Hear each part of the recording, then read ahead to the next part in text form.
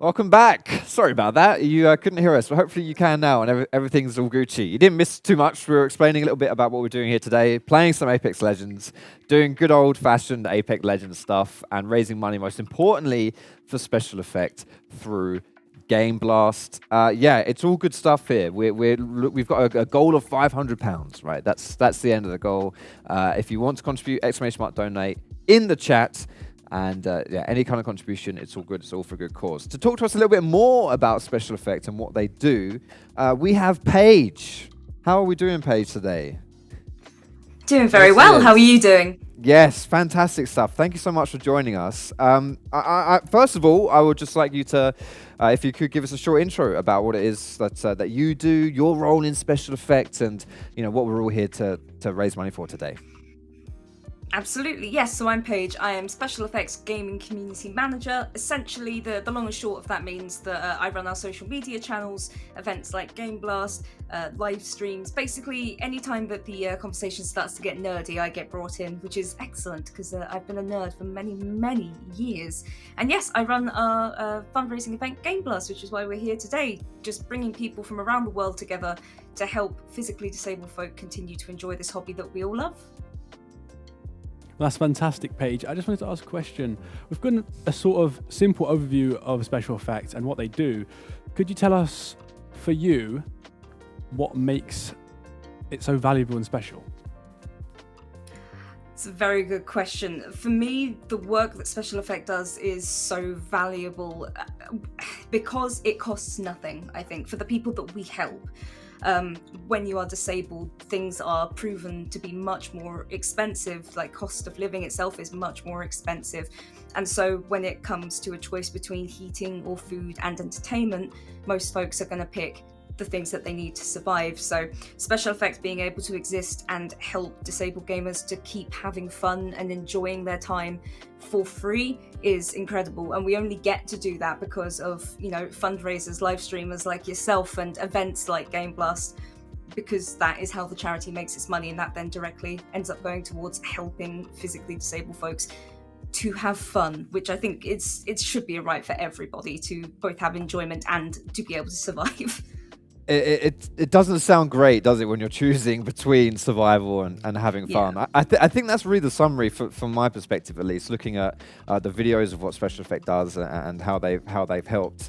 A lot of just unappreciated moments for me. Like, I don't even think about half of this stuff, right? Like, this is not something that even crosses my mind. Like, this could be difficult to do, and very privileged to be able to do that. And it's great that there's something out there to help people also get on a level playing field. And that's, I wanted to ask you as well, Paige, specifically, like, we see a lot of stories about how Special Effect has helped people to get them into gaming when otherwise it might be too difficult for them to do so. But was there any specific story or scenario that for you has really stood out, something that's kind of memorable for you that Special Effect has done?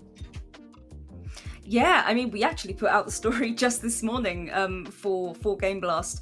There is a lovely lady called Lucy, who I came to know last year through Special Effects because we've been working with her for the last couple of years to access gaming.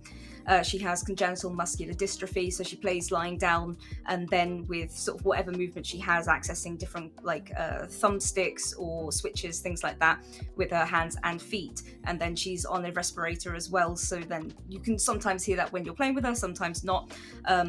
But I was super excited. We got to do a video with her talking a bit about her condition, how she's now been able to become a live streamer and is able to play games and share in communities with friends. So, a lot of us will play single player games and then go online to talk about it with people. And she's now able to do that and have that community and that connection. And we played Rocket League, and I was terrible at it, but luckily my colleague for the footage chose the one match we won, so I'm very thankful to Mark for making me look competent. It's fantastic. The stories that Special Effect sort of narrates really brings everyone together. I really wanted to ask you a really heartwarming question. In your time with Special Effect, what has been something you're especially proud of doing or achieving?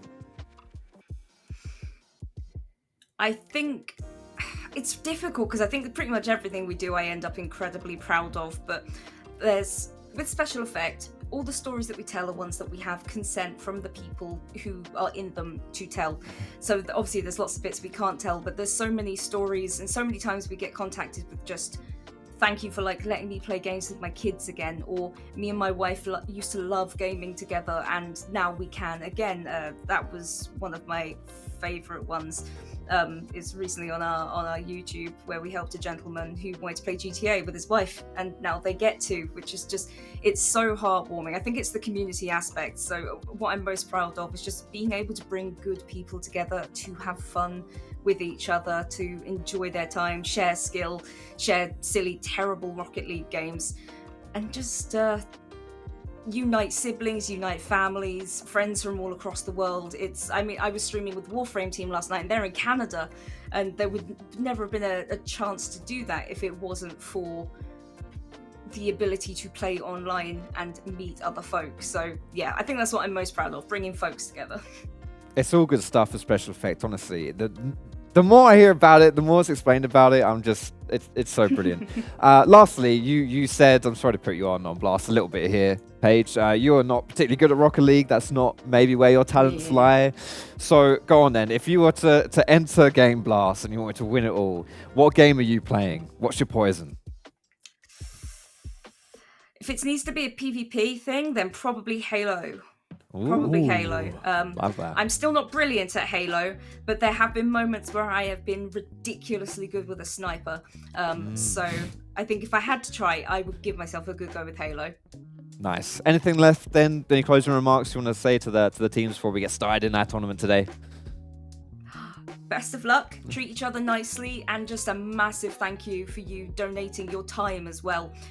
When it comes to charity, it's not all about the money that's raised. Of course, the money is exceedingly important so we can buy the things that people need, but you can always earn more money. You cannot earn more time. So the time that you choose to spend and spending it with us is incredibly valuable, and we couldn't thank you all enough for that as well. And that goes to people watching and donating or not being able to donate as well. Your time is just as valuable, and we thank you for giving it. Wow. Thank you so much, Paige. Thank you for your time as well for this interview as well.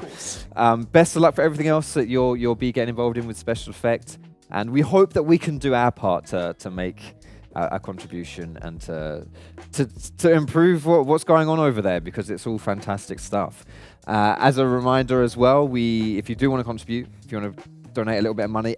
donate in the chat. All the details, all the information that you need to get going.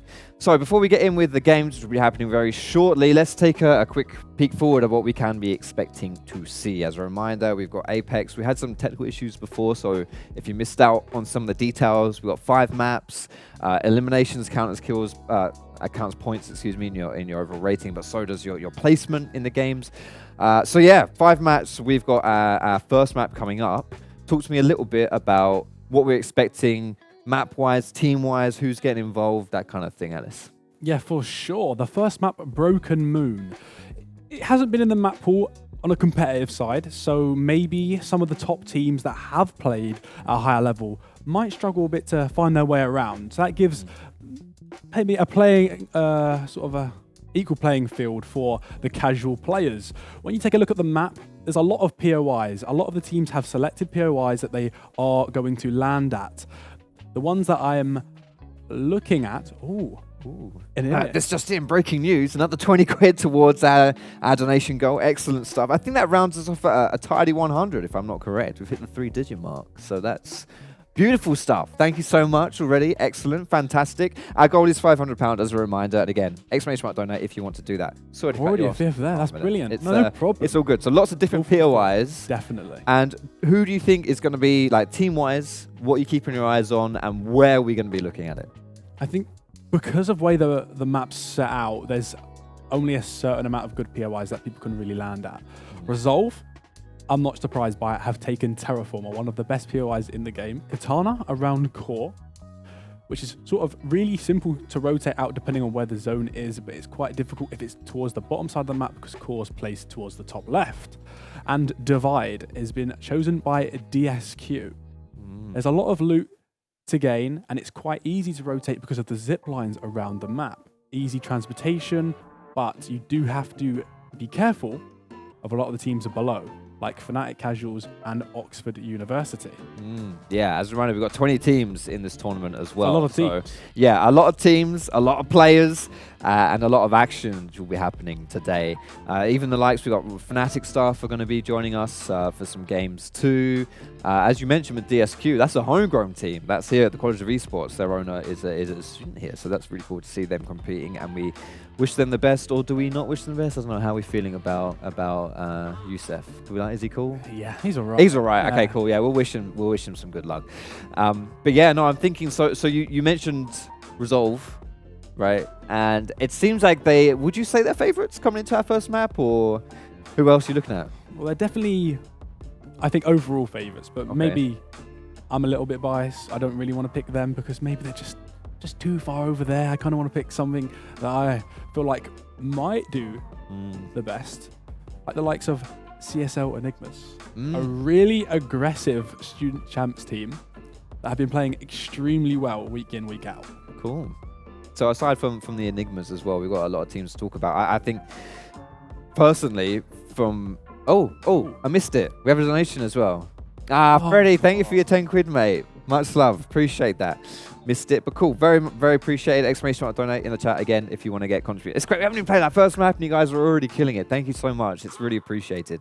I yes. reckon we're going to smash the I think we actually might do. I think we genuinely might do. And that is fantastic stuff. Generally, it's really good. I really appreciate everyone here from the College of Esports appreciates it. Game Blast is something, and special effects as a cause is something that the college, I know, is very, very tied to. They like it a lot, and it's for good reason. It's a great cause, and we'll be seeing some more stories throughout the day as well as to what they do and how they influence things. You heard from Paige.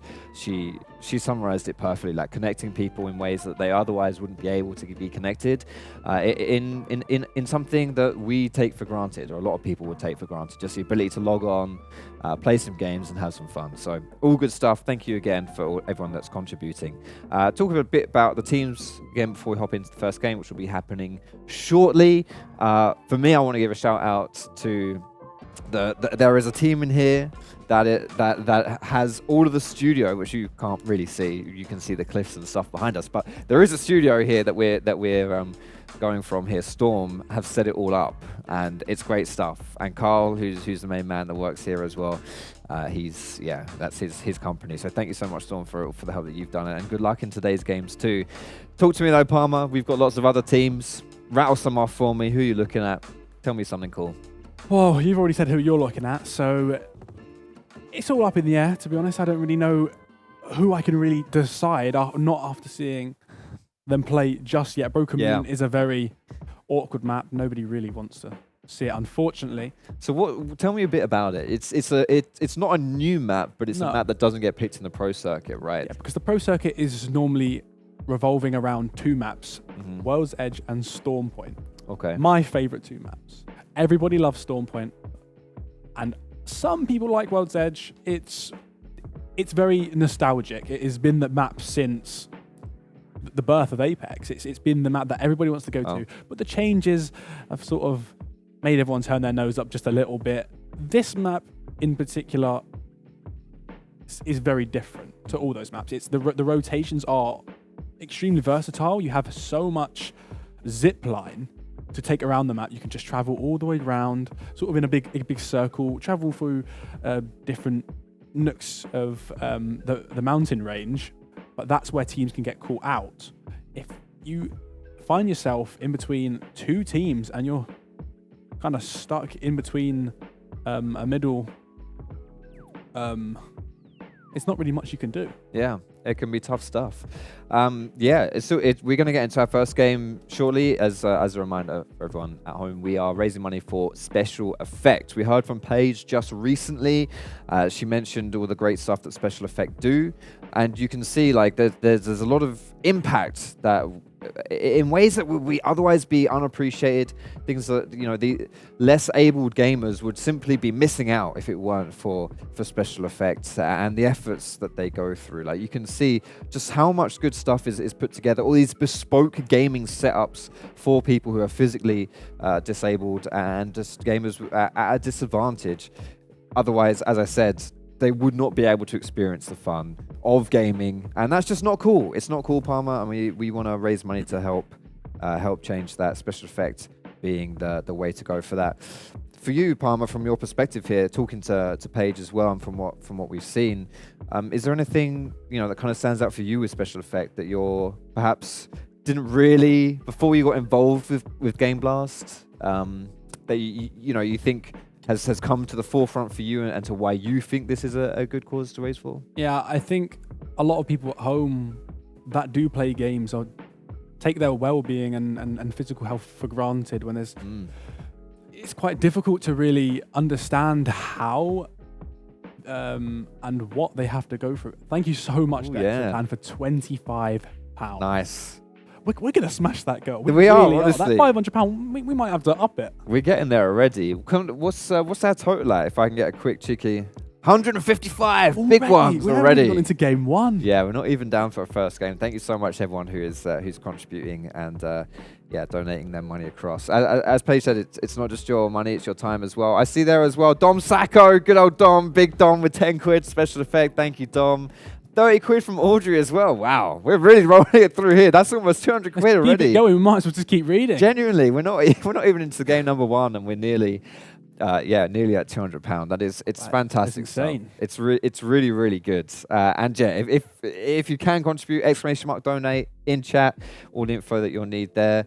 But also just those of you who are checking this out, sharing the stream, sharing special effects, and just getting the word out. It still helps, and it's all good stuff. So any closing remarks here before we get into our first game, Palmer? I think we're just about ready to get things sorted. Not much. Good luck to all the teams, and thank you for all that have donated so far. And that's it. That's it. Excellent. Yeah, that's all going to be it from us right here. We're going to throw it over to Louis and Alex. Take it away, boys. Thank you, Foxdrop and Palmer, for that amazing desk panel there. Welcome to the Caster's Corner. I'm Louis Skilton. And I'm Alex Reese. And yes, we have 5 fantastic maps to show you here on the Apex Legends world right now. And what maps are we going to be seeing? Well, firstly, as Palmer said, we're going to be going over to Broken Moon. We're then going to be following that by World's Edge, which is one of the classic maps in competitive Apex. We're also going to go then to Olympus. Unfortunately, not a great competitive map, but we're going to play it anyway, and that's going to be probably the best map for us viewers because there's going to be a lot more fighting on there. Then we're going to go to Storm Point, another classic competitive map, and then we're going to finish up where Apex started with Kings Canyon. Yes, and just before we go to the next bit, thank you so much, DSQ, for the £30 donation. Ooh. We are absolutely blasting through these donations already. Again, the first map's not even started, and we're so close to that goal already. And let's go over the points, right? There's hundreds of points to be earned through eliminations here through this tournament. So one elimination nets you 1 point. So it's a very aggressive meta we have in Apex Legends right now. So we're going to see a lot of aggressive champion, or legends even. Legends. Brought the League of Legends in. Wrong game. But yeah, scoring eliminations gets you points, but also positioning in the bracket. So if you come first in the whole Battle Royale, then you earn 12 points. If you come second, you earn 9 points. And the latter goes down, the lower the position you get. So we're going on to Broken Moon. Yeah. What is the starting, premiere we're expecting from some of these teams? Well, as Palmer said on the desk as well, this is kind of a newer map when it comes to the competitive pool. It's just been announced recently that it's going to be going into ALGS, which means the pro teams, the professional players, they're all going to kind of practice this map now. They're all going to start working on it. They're going to start, getting those strategies in. But I completely agree with what you said. This is going to be the first map, and probably really the only map where the teams that aren't maybe as experienced, as good, this is going to be the map where if they're going to get any points, they're gonna have to try their best, because it's very hard to get rotations. It's a bit easier since the map update that they did a little while ago, a couple seasons ago. But in terms of kills, we should be expecting to see a lot of kills, especially in those intense kind of choke points. And yeah, I'm excited to see how all the teams kind of build around that. Yeah, for sure. And let's talk about again, what sort of legends we're going to be seeing here. Bangalore has always been prevalent in the meta. I feel like that's just a dead She's giveaway. come back. But Ashe as well is coming back into the meta as well. You know, Coming back. It's the first time she's ever entered the meta. as well as Ballistic we're seeing as well. Also getting a big, nice stat buff as well in recent patches. Yeah, it's going to be really fresh Apex Legends, really fitting for this charity stream as well. We got a high variance of skill all the way from, you know, some big pros coming in here just to say hi in the tournament today, as well as some of the big bosses. We got the COO of Resolve, as Palmer said as well.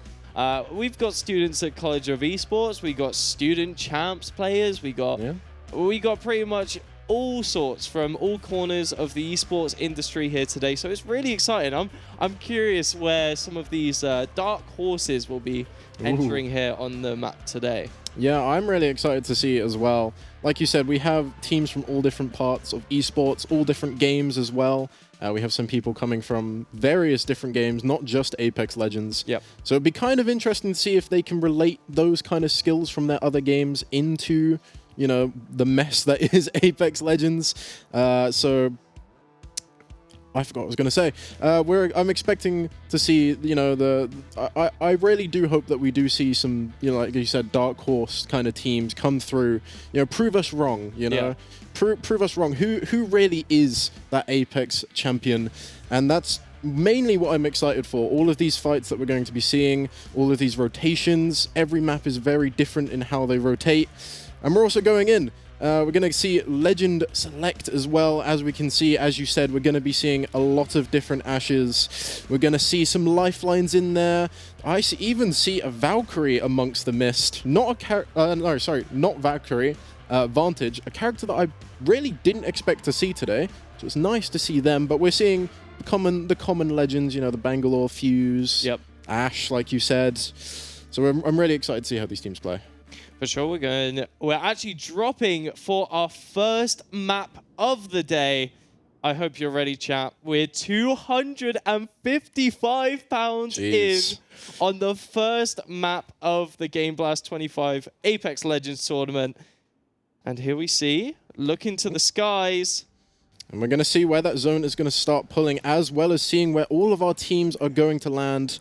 Currently, it doesn't seem like we're going to have any contests, but this is quite a dense map. There's not too many POIs. In fact, there's only really 20 places teams can land. And with 20 teams in total, I'm going to expect 1 or 2 contests that we weren't really ready for. But that zone is going to be pulling towards that western side / kind of the middle of the map. It's kind of hard to tell from first zone. But all of the teams on that eastern side, they're going to have to start getting their rotations a little bit earlier. And we're going to have to see how they react to these zone pools. Yeah, and team number 1, Atlas, eyes on them as they are going to be dropping in. There isn't much of a contest right here, right now, but it's going to be quite interesting. You say it's a new map, and if any of the teams have figured out the loop paths, especially for Game Blast, that's going to be really interesting. A really big tempo advantage as well. As we're looking at Resolve, we've got, once again, Tyler FPS. This guy is going to be a huge spectacle here at the tournament today, as well as the COO, Jeff, tuning in for the tournament. It's going to be quite exciting as well. I wonder if Jeff is going to take on that COO role, be the IGL, the big boss of the team, or if Tyler is just going to go for that 1v9 or 1v59 carry. Well, I mean, who knows? Maybe Tyler FPS is going to take a bit more of a, you know, maybe some leniency, take a bit of a fun approach, or maybe we'll see them, you know, instead of coming out on third this time round, like we saw in previous ALGS stuff. Hopefully, this time, at least for Tyler, they're going to get themselves first place. We're also going to see a bit of a contest between Raid and T6. I'm expecting 2 teams that are going to be quite good here at, in these Game Blast matches. So seeing these 2 maybe taking these earlier fights isn't really what I would like to see.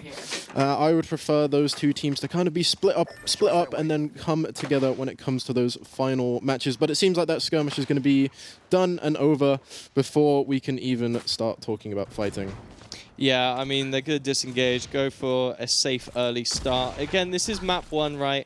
And it is kind of the crazy map, the one that is going to be really unpredictable for a lot of these teams, just because, you know, a lot of new players coming back to the game just for this event, this occasion, and no one really wants to get out in 20th position straight away. So here comes a missile lock. Raid actually getting caught out here. A really nice fire there from the side of Raid. Actually, a knock from Aim Assist Crutch Zero as well. Yeah, that's London Legion. They're going to be taking out Team Spire Scrims over on the other side of the map.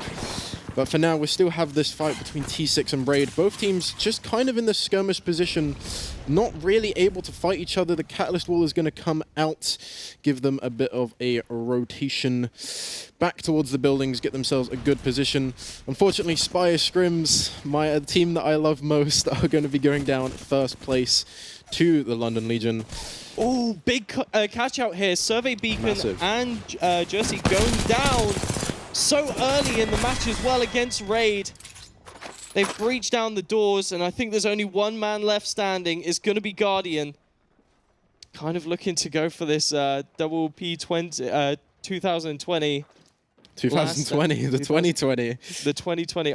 Yeah, that was a really good fight for Raid. They saw an opening, they had a lot of initial damage, and they kind of just ran down the Ballistic and the Lifeline. There's not too much the Lifeline can do when it comes to resetting if they've been knocked down first, which it did seem like did happen, and then the Ballistic did fall down. But the Catalyst is still in, is still going to stay alive, and maybe be able to get a reset, which is kind of what you're going to want. It's going to kind of ruin your rotations towards these zones, especially seen as they're not really near the zone. They're kind of on the edge of it. It's going to definitely be a Agent 007 mission for the side of TCS6.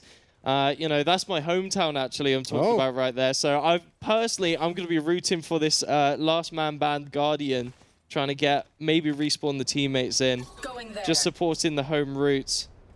But yeah, it will be very difficult as they are going to be playing into rotations and looking through the crosshairs of Jaycon on Legion Esports. Going for the snipe, doesn't quite find anything, but this is a really bad positioning punishment here from Reason Gaming. There's only 2 people on this team playing for map 1. Can they win this 2v3? It is Reason. Very respectable names within the esports space, but are they going to be in control of this fight as ExoClan is actually going to get knocked here? In the Reason Gaming eliminated 2. CU, College of Esports also going down. We're now down to our top 15. This isn't really what we expect to see in these early games. We usually expect to see 1 or 2 maybe teams die on the contest, maybe a little bit of a bad rotate. But we're seeing 5 teams already out as this zone is coming in. Maybe it's a Broken Moon thing, maybe it's not, but we're going to see the engage from SCL Enigmas as they try and get a good position in this zone. They're going to try and bully out another team, and they're using the Crypto Ash combo. It's quite a strong combo if you know how to utilize Crypto correctly. One of, if not my favorite legend in Apex Legends. They do, for some reason, sacrifice the drone, but it's okay. They're going to have a moment rests where they're just going to reset, and they're going to continue this fight. Never mind, just as I say it, they're going to disengage from the rolling bombardment from the Bangalore, and that fight is just going to be one of those little skirmishes. They tried to take the high ground, they lost the drone, they don't have EMP online, so every advantage that they want to have in these fights, they're not going to take. Yeah, I mean, this is against Legion Esports as well, what we're predicting to be a pretty well-performing team as well. As we're switching eyes to Oxford, let's also shout out another £50 has been raised for our 500. Just as I say that, another £5 coming through. Thank you so much for the donations here at Gameblast25. As we see Laurie running towards their teammates. They're being chased by Fnatic here. As we're going to just switch off a little. Yeah, here comes Fnatic. That's not a team you really want to be chased by. No, it's not. That's a name in the esports world that is going to be coming down. There is just some staff members at Fnatic, but still, having that name running at you will instantly strike fears in any esports fan. Or maybe if you end up killing them, strike some happiness in you. Yeah, I mean, we had a talk with all the teams before this event started, and I think one of the big consensuses we have here is that even though Tyler FPS is on the board here today, everyone seems to be scared of Fnatic. As we're going to throw to an Atlas listen. Follow me. Everyone is... We're There are still people not- here. Come back. Let's shit. here. Yeah, I just saw the med bin get taken. Right, we're going to take presents. Just take this building, and we're going to show loads of the presents, okay? We're going to make sure people know we're here. Okay. Can you get on the roof and sort of like alt Liam, like facing almost this way, like towards sort of northeast? Oh, sniping! Yeah, like that. Kev the sniper, Kev the sniper, Yeah, Kev the no, sniper. we're good. He's not real. Not real. Fucking Israel. It's Israel. Yeah, there is a bit of a sniping war going on here as Oscars is going to get tagged. And we apologize for the language. Didn't quite catch it on our end, but I believe that did go through to stream. Again, it is competitive gaming. There's always going to be a little bit of stress, a little bit of panic, and quite a lot of emotion coming through on all of these teams. It is for fun. Resolve going to be taking a fight. The COO is going to go down, but Tyler FPS is trying his best to deal some damage back, take control of this fight. Maybe a bit of a misclick on the Q, but that's fine. However, Jeff is going to go down and go out for Resolve. They're going to have to try and swing this fight back in their favor, and they are able to. Tyler FPS goes unnoted and is easily going to take this 1v1. No damage coming back. Is taking a 2v1 right now, but is going to go down. Can't find the knock. It's up to the Loba. They're going to have to try and deal as much damage. There was one player down, so they can get the down here. There is going to be a chance, but Katana are just about going to take it. Yeah, Jiki does not get jiggy with it in that 1v2 situation. Losing to the side of Atlas once again. Eyes back on them, as we've actually seen a couple knocks go through. And Fnatic playing slow and steady. Remember, this is the staff squad of Fnatic, but everyone has eyes on them. I don't know what would be scarier, playing against a team called Fnatic or being on a team as Fnatic thinking everyone is playing against pro players. Honestly, I think it's a mix of both. I would be scared having just even the name, the brand in the lobby. That would incite fear into me. Even knowing that it is just a staff team, they are, well, we're hoping they're going to play well. And as Foxdrop said on the desk earlier, maybe some of that skill is going to rub off onto them. Ooh, but here we see Storm Broadcast here. Extra and Plugger are going to be placed down. And here comes the Wraith teleport. In fact, it's the Ashe TP. Gib looking to make his exit. But I think the team are looking to follow up. He's actually running towards the zone here. So if he can just escape the pressure of the enemy team chasing, this could be really good side for Storm Broadcast. That being said, what would you do in Gibbs' situation here, Lex? It's a very difficult 1v3 play. Well, Gibbs kind of stuck between quite a few teams. There's a lot of teams on this side of the map, and there you go. They are going to fall in 11th, not able to reach that 10 halfway mark. Katana showing a really dominant performance, taking out one of the teams we expected Resolve to do among the top. They went out, I believe, in 11th or 12th. They've just taken out another. Enemy, they're not close. So a little bit of friend v friend battle right there, and it just did not go in the way of Storm Broadcast. Hopefully they have more luck in Storm Point, as we see Raid going towards the direction of Katana here into this nice little vault. Yeah, and I believe there is actually going to be 3 teams all in this little area. They're not going to be in zone, but we're going to throw it to Legion Esports and do a little listening to see quite what they're up to. Wait, team one, high, Yeah, here. They're looking, 75. Flash on one. They have insane aim. Fine. Yeah, in tunnel. Yeah. Yeah, they're hard watching.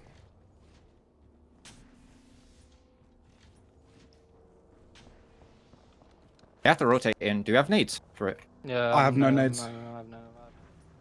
Well, they're starting to plan their rotates, but they do have some people up their sides. Although the zone is also coming in, Raid is going to have to use this Catalyst Wall to try and get into zone. That's zone 3 is going to do a lot of damage, and the tether came out from the Ash. That is going to be the Catalyst going down to zone, unfortunately for Raid. But it does seem like their 2 teammates did just about manage to get out, but now they have the advantage. They're the ones fighting back. Katana and SCL are both going to drop in this zone rotate as well. Somehow, Raid is still alive and fighting, even though they had lost a teammate to the zone in their late rotates. Yeah, but Legion still have the high ground here as they're looking to hold it.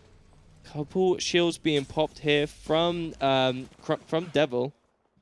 As we see, hang on, in the midst of this battle, Steve Woody donating £100 to the Game Blast initiative. This is crazy, Lex. We are £55 away from reaching our goal within the first map of this broadcast. It's going crazy here.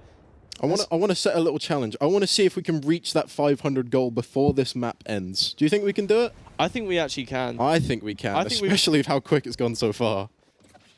We just got to hope that Legion are able to hold this game out for a little bit longer, as Raid have now taken the rooftop. But there are other teams wrapping around here. Here on the map still is Fnatic. We're still seeing Legion Esports. We're still seeing Raid. We've got Noctum holding the ground, playing for the zone. Yeah, I'm really happy to see all of these teams, like, kind of, you know, with the teams we expected to do well, some are there, some aren't.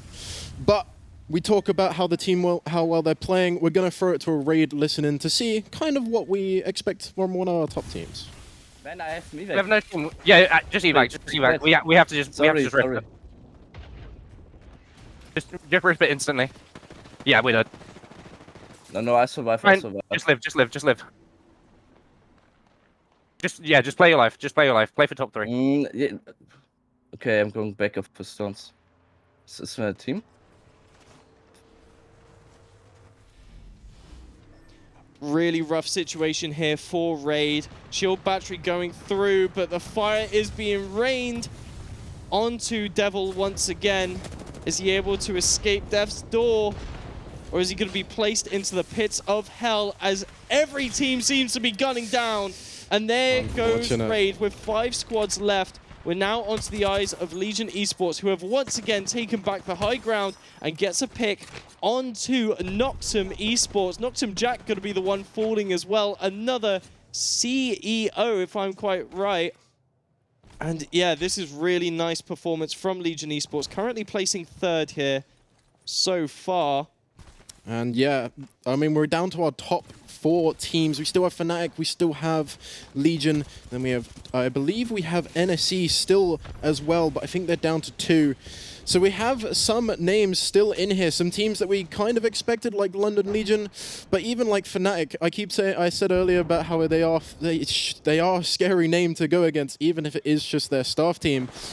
But they're showing a really good performance. They've made it to this top 4. This is where placement points really start to ramp up. This is kind of the point where you start building up those last kill points. Obviously, there's only so many people left in the match, but those position points really come into play. That when you get to those top 3 positions, that's where the points matter most. And we're actually seeing a fight for ExoClan.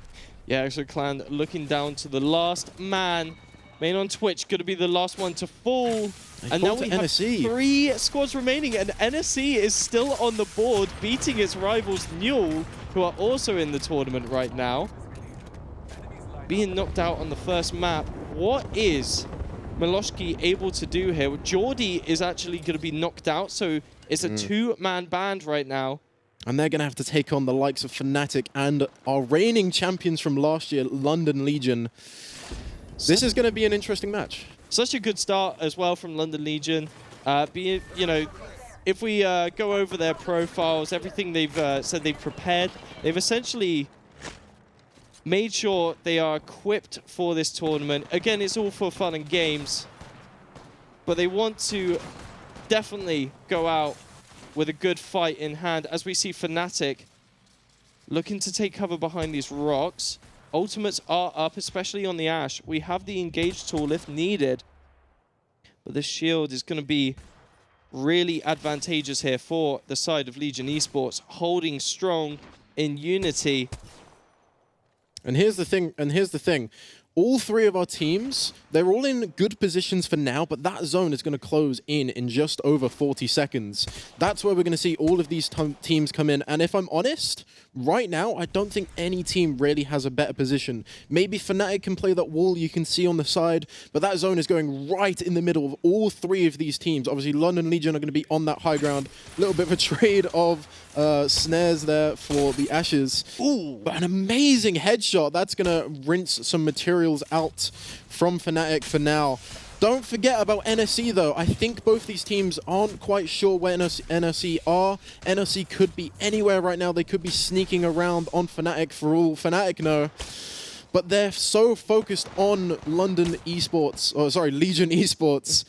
that I'm not sure. What I genuinely think NSC might be the underdogs here. Wait, the tether goes through. Legion know that there's some rats hiding under the building. I do see them. It's going to be NSC. Are they going to be able to spot it though?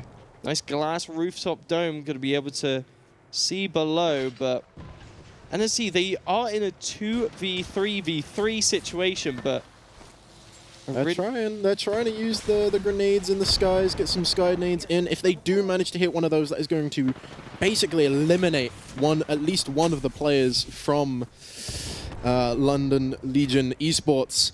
So hopefully, as their team's manager, I hope they don't get hit by anything. Yeah, the Arcstar just falling short there. Needs to kind of line up that geometry a little better if they want to take down this Legion stronghold here at the top of the building. Fnatic actually finding a nice wall to hold strong on, but cool Jaycon, Katniss, Everdeen, the way they're hitting these arrows all the way back from District 12 onto Legion Esports here. Shield gonna hold them, get a little bit of vision. They need to find NSC. They are sneaking under the floorboards of this building as the zone is going to bring them down. Bloodhound, Beast of the Hunt, is activated, and all he sees is missiles and blood as it's going through. All teams are fighting. NSC is going to be left to one. Fnatic into the crosshairs of Legion. This is looking so good for them. A 2v2 situation. Onto the scoreboard. Jaycon getting nice shots, and there you have it. Legion Esports leading the charge for Game 1 of this Gameblast25 Apex Legends tournament. Yeah, a really, really dominant performance from there. They knew exactly what they had to do, and they completed it. They achieved it massively, continuing their dominance from last year. Yeah, some really nice big names here. Going to be making it into the small circle to finish off. Let's bring it back to the host to evaluate that game. London Legion securing that first game in that final circle. All of them left alive as well, and starting off where they finished last Game Blast. Yeah, great stuff from them. Were we expecting anything different, to be honest? Oh, I mean, maybe a lot of the teams could have shown up, but I mean, London Legion, it's quite bittersweet for me because I'm not there, but the boys, they really pulled through and they played extremely well. I want to just note on Jaycon, we saw a couple whiffs for the first half of the game, but those last shots on the last final player, that was very impressive. Okay, so just saying, if if they were looking for a new player, maybe someone whose name might be Ellis Palmer. No, not me again. Maybe he wouldn't have whiffed those shots. Yeah, no, I don't think he misses. I think his right arm was kissed by God, and that's about it, really. Shame he's left-handed then. So moving on to the rest of the teams. Yeah, we had it was an action-packed first game.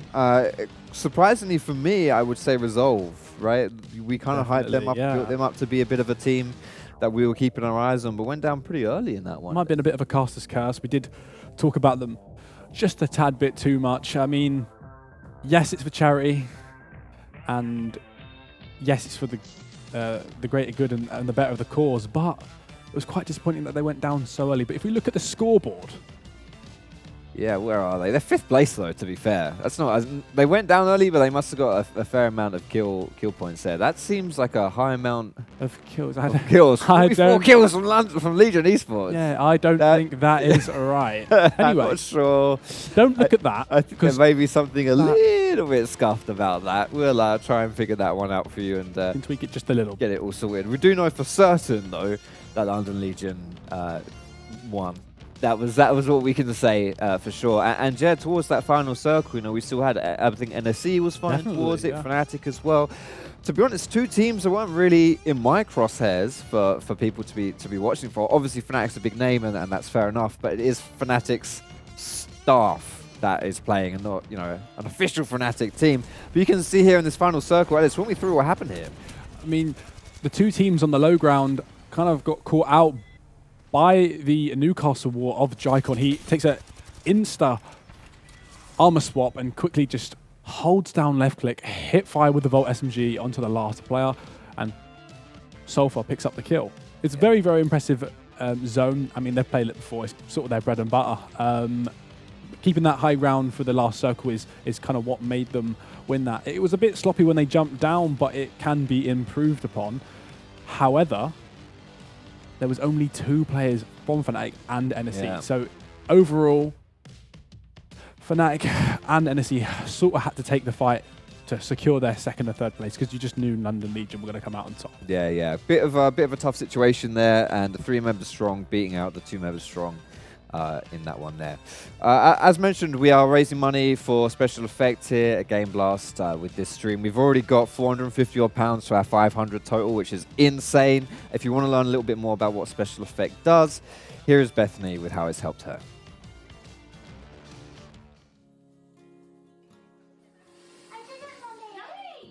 We didn't think she'd be able to play games at all.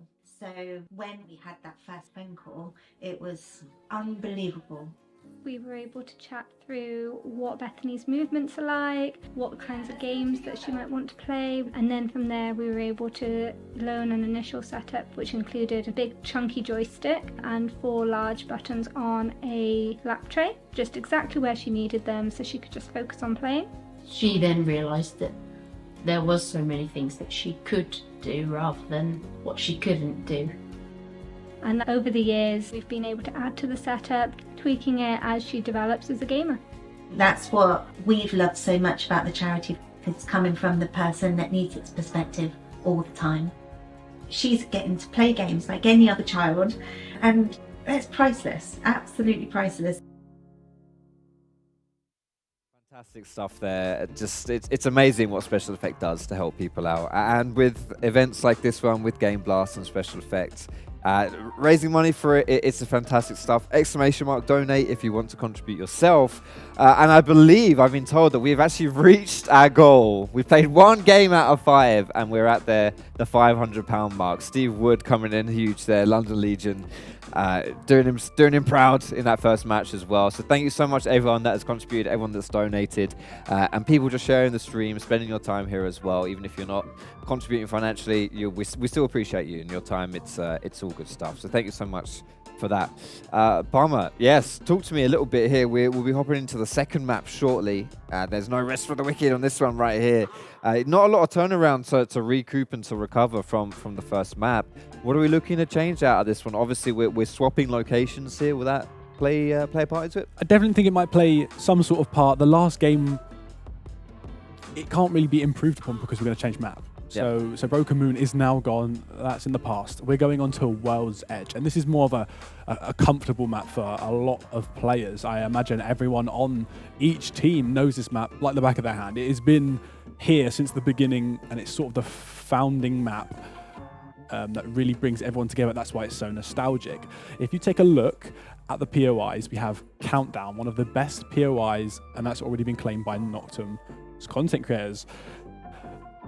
We didn't get to see much of them last game, which I was quite disappointed in, but them putting themselves into this position might snowball them maybe into the top 5, hopefully the top 3. London Legion haven't selected a landing location, so we could see a contest. I'm not going to give any insider information, but I do know where they do like to land and where they kind of play around. So Nocturne might need to be a little bit careful. Okay. I see.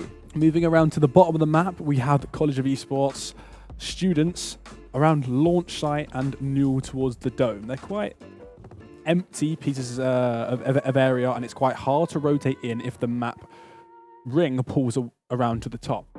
So that's if anyone from landing in Monument and Fragment are pretty safe, and Spire Scrims and Overlook are quite segregated from the rest of the map, and there's not many people around them, so they get time to loot, kind of gather their thoughts and understand where the map's really pulling. Yeah, and on the western side as well, NSC looking towards that Mirage.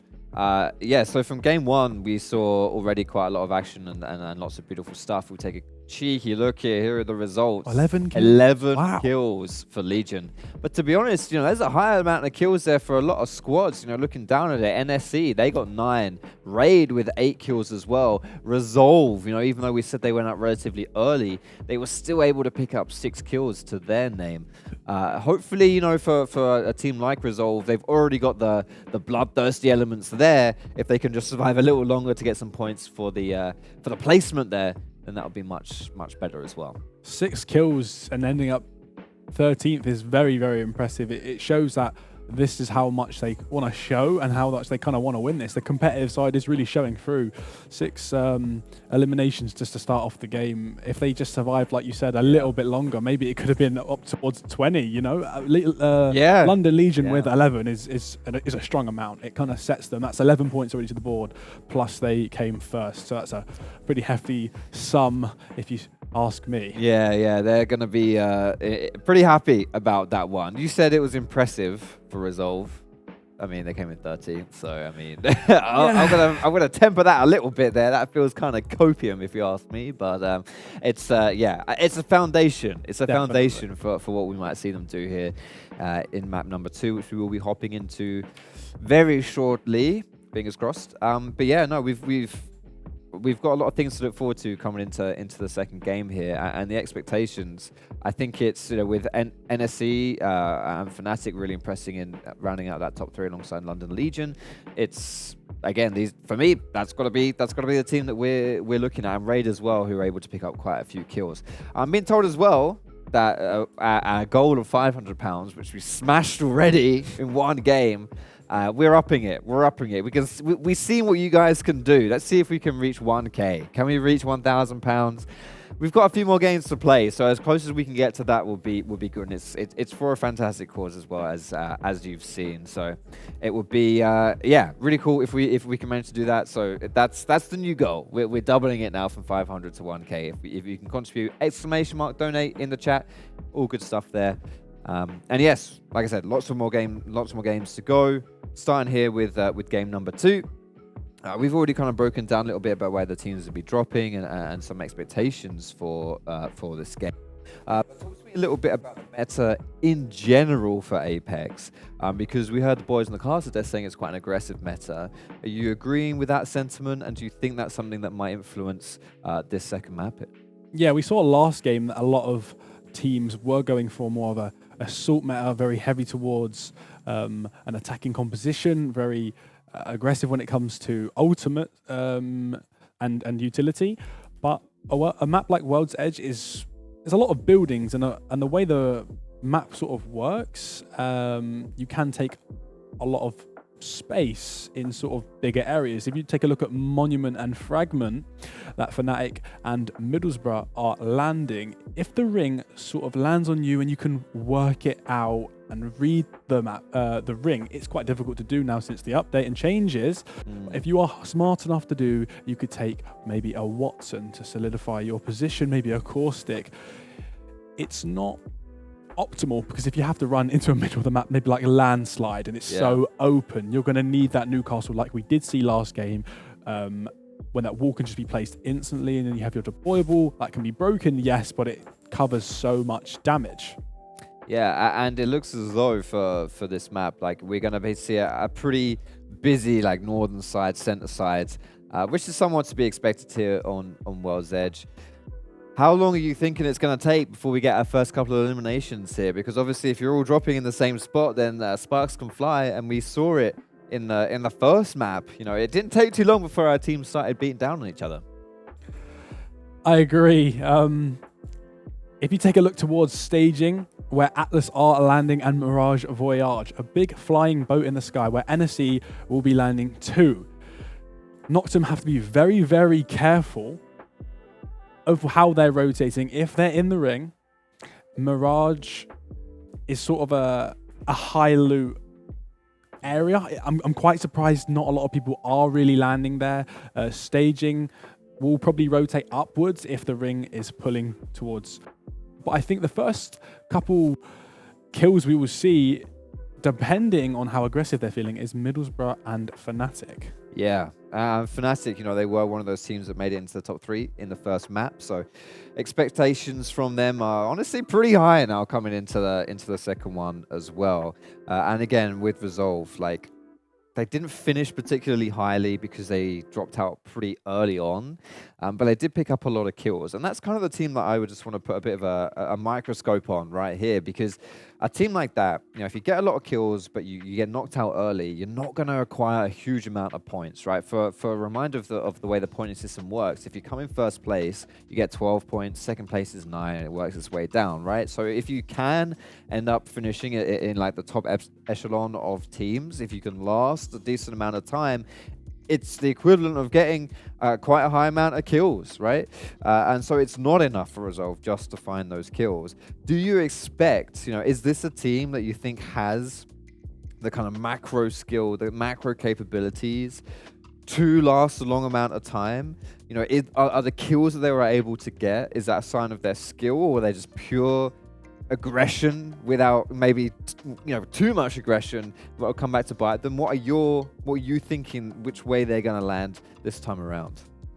I think the mechanical skill sort of not trumps a lot of the lobby, but it's definitely very, very high. The macro micro is quite exceptional for a player like Tyler FPS because he's been in the pro scene for a while, but their composition might be focused just on getting frags. But like you said, if you're not getting that placement, you will never get as much points.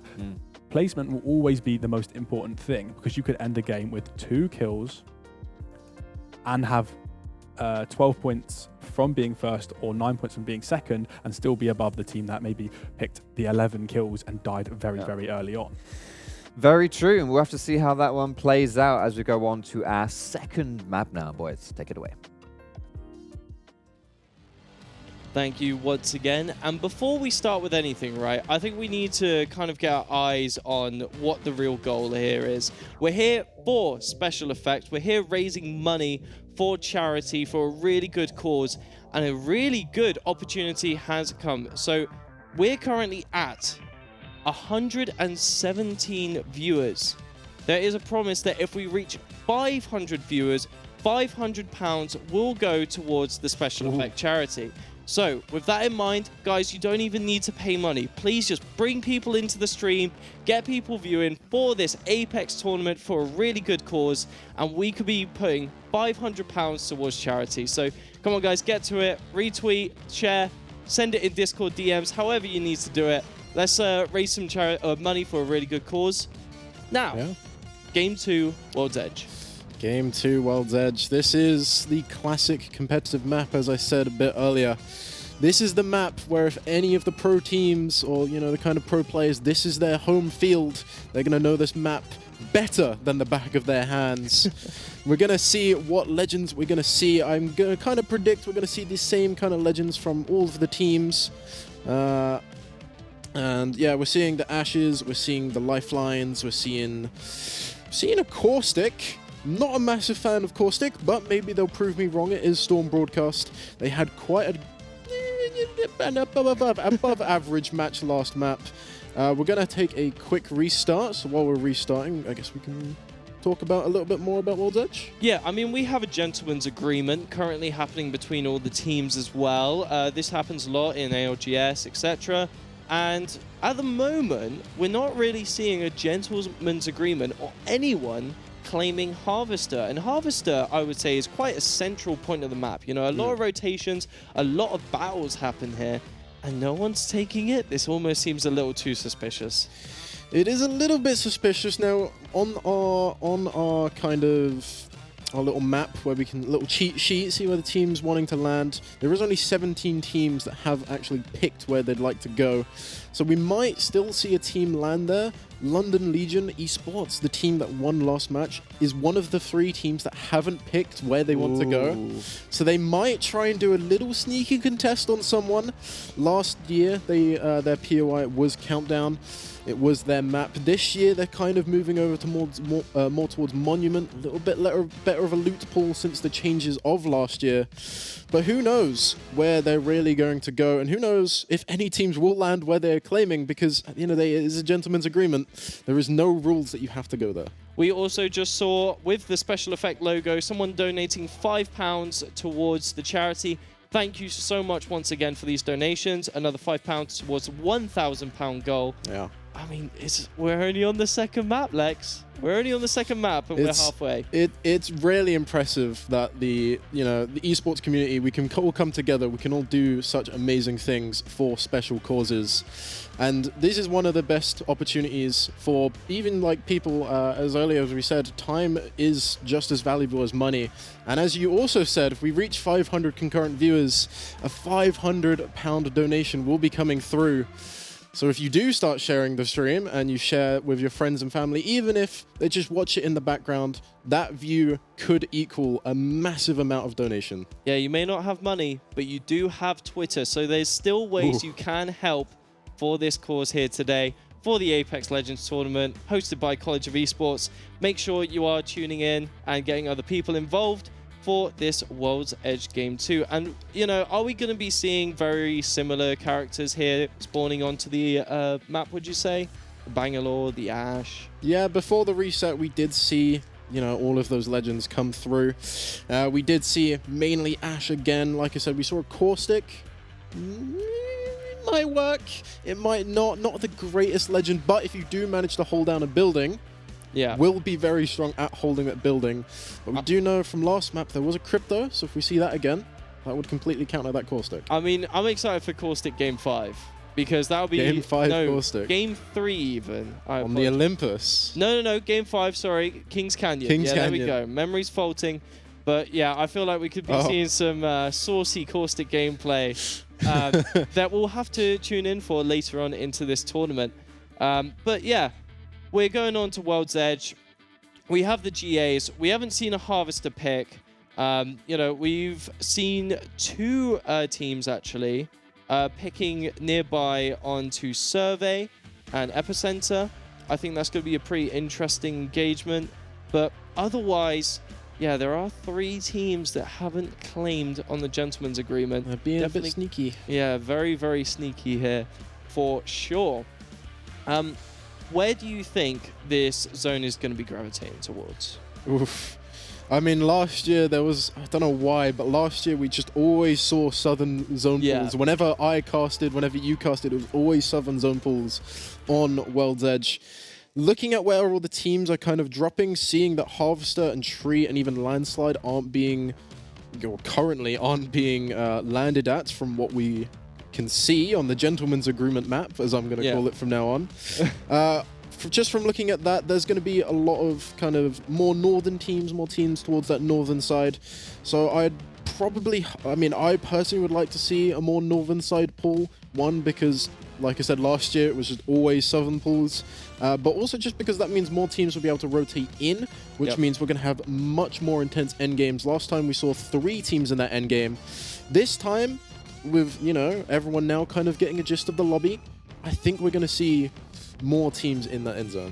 As we are shortly going to be going into the roster selection, I'm really excited to see what kind of ingredients we're going to see in the cooking pot here for this game 2. Again, this is all for a really fun cause. There are some teams that are just here to make a statement, to make some content, some entertainment for everyone at home. As we got to observe, once again, at the top left of your corner, we're £580 deep. So that means someone else has raised more money for a fantastic charity special effect here today. Thank you so much. And we're seeing very similar picks. I am seeing, though, Newell going for the Horizon and Pathfinder, which is quite saucy, I'd say. It's something that's definitely going to be interesting here on World's Edge. I mean, two legends that do quite well. There's a lot of kind of high ground, kind of building positions that you are going to want to try and control or hold or even attack into.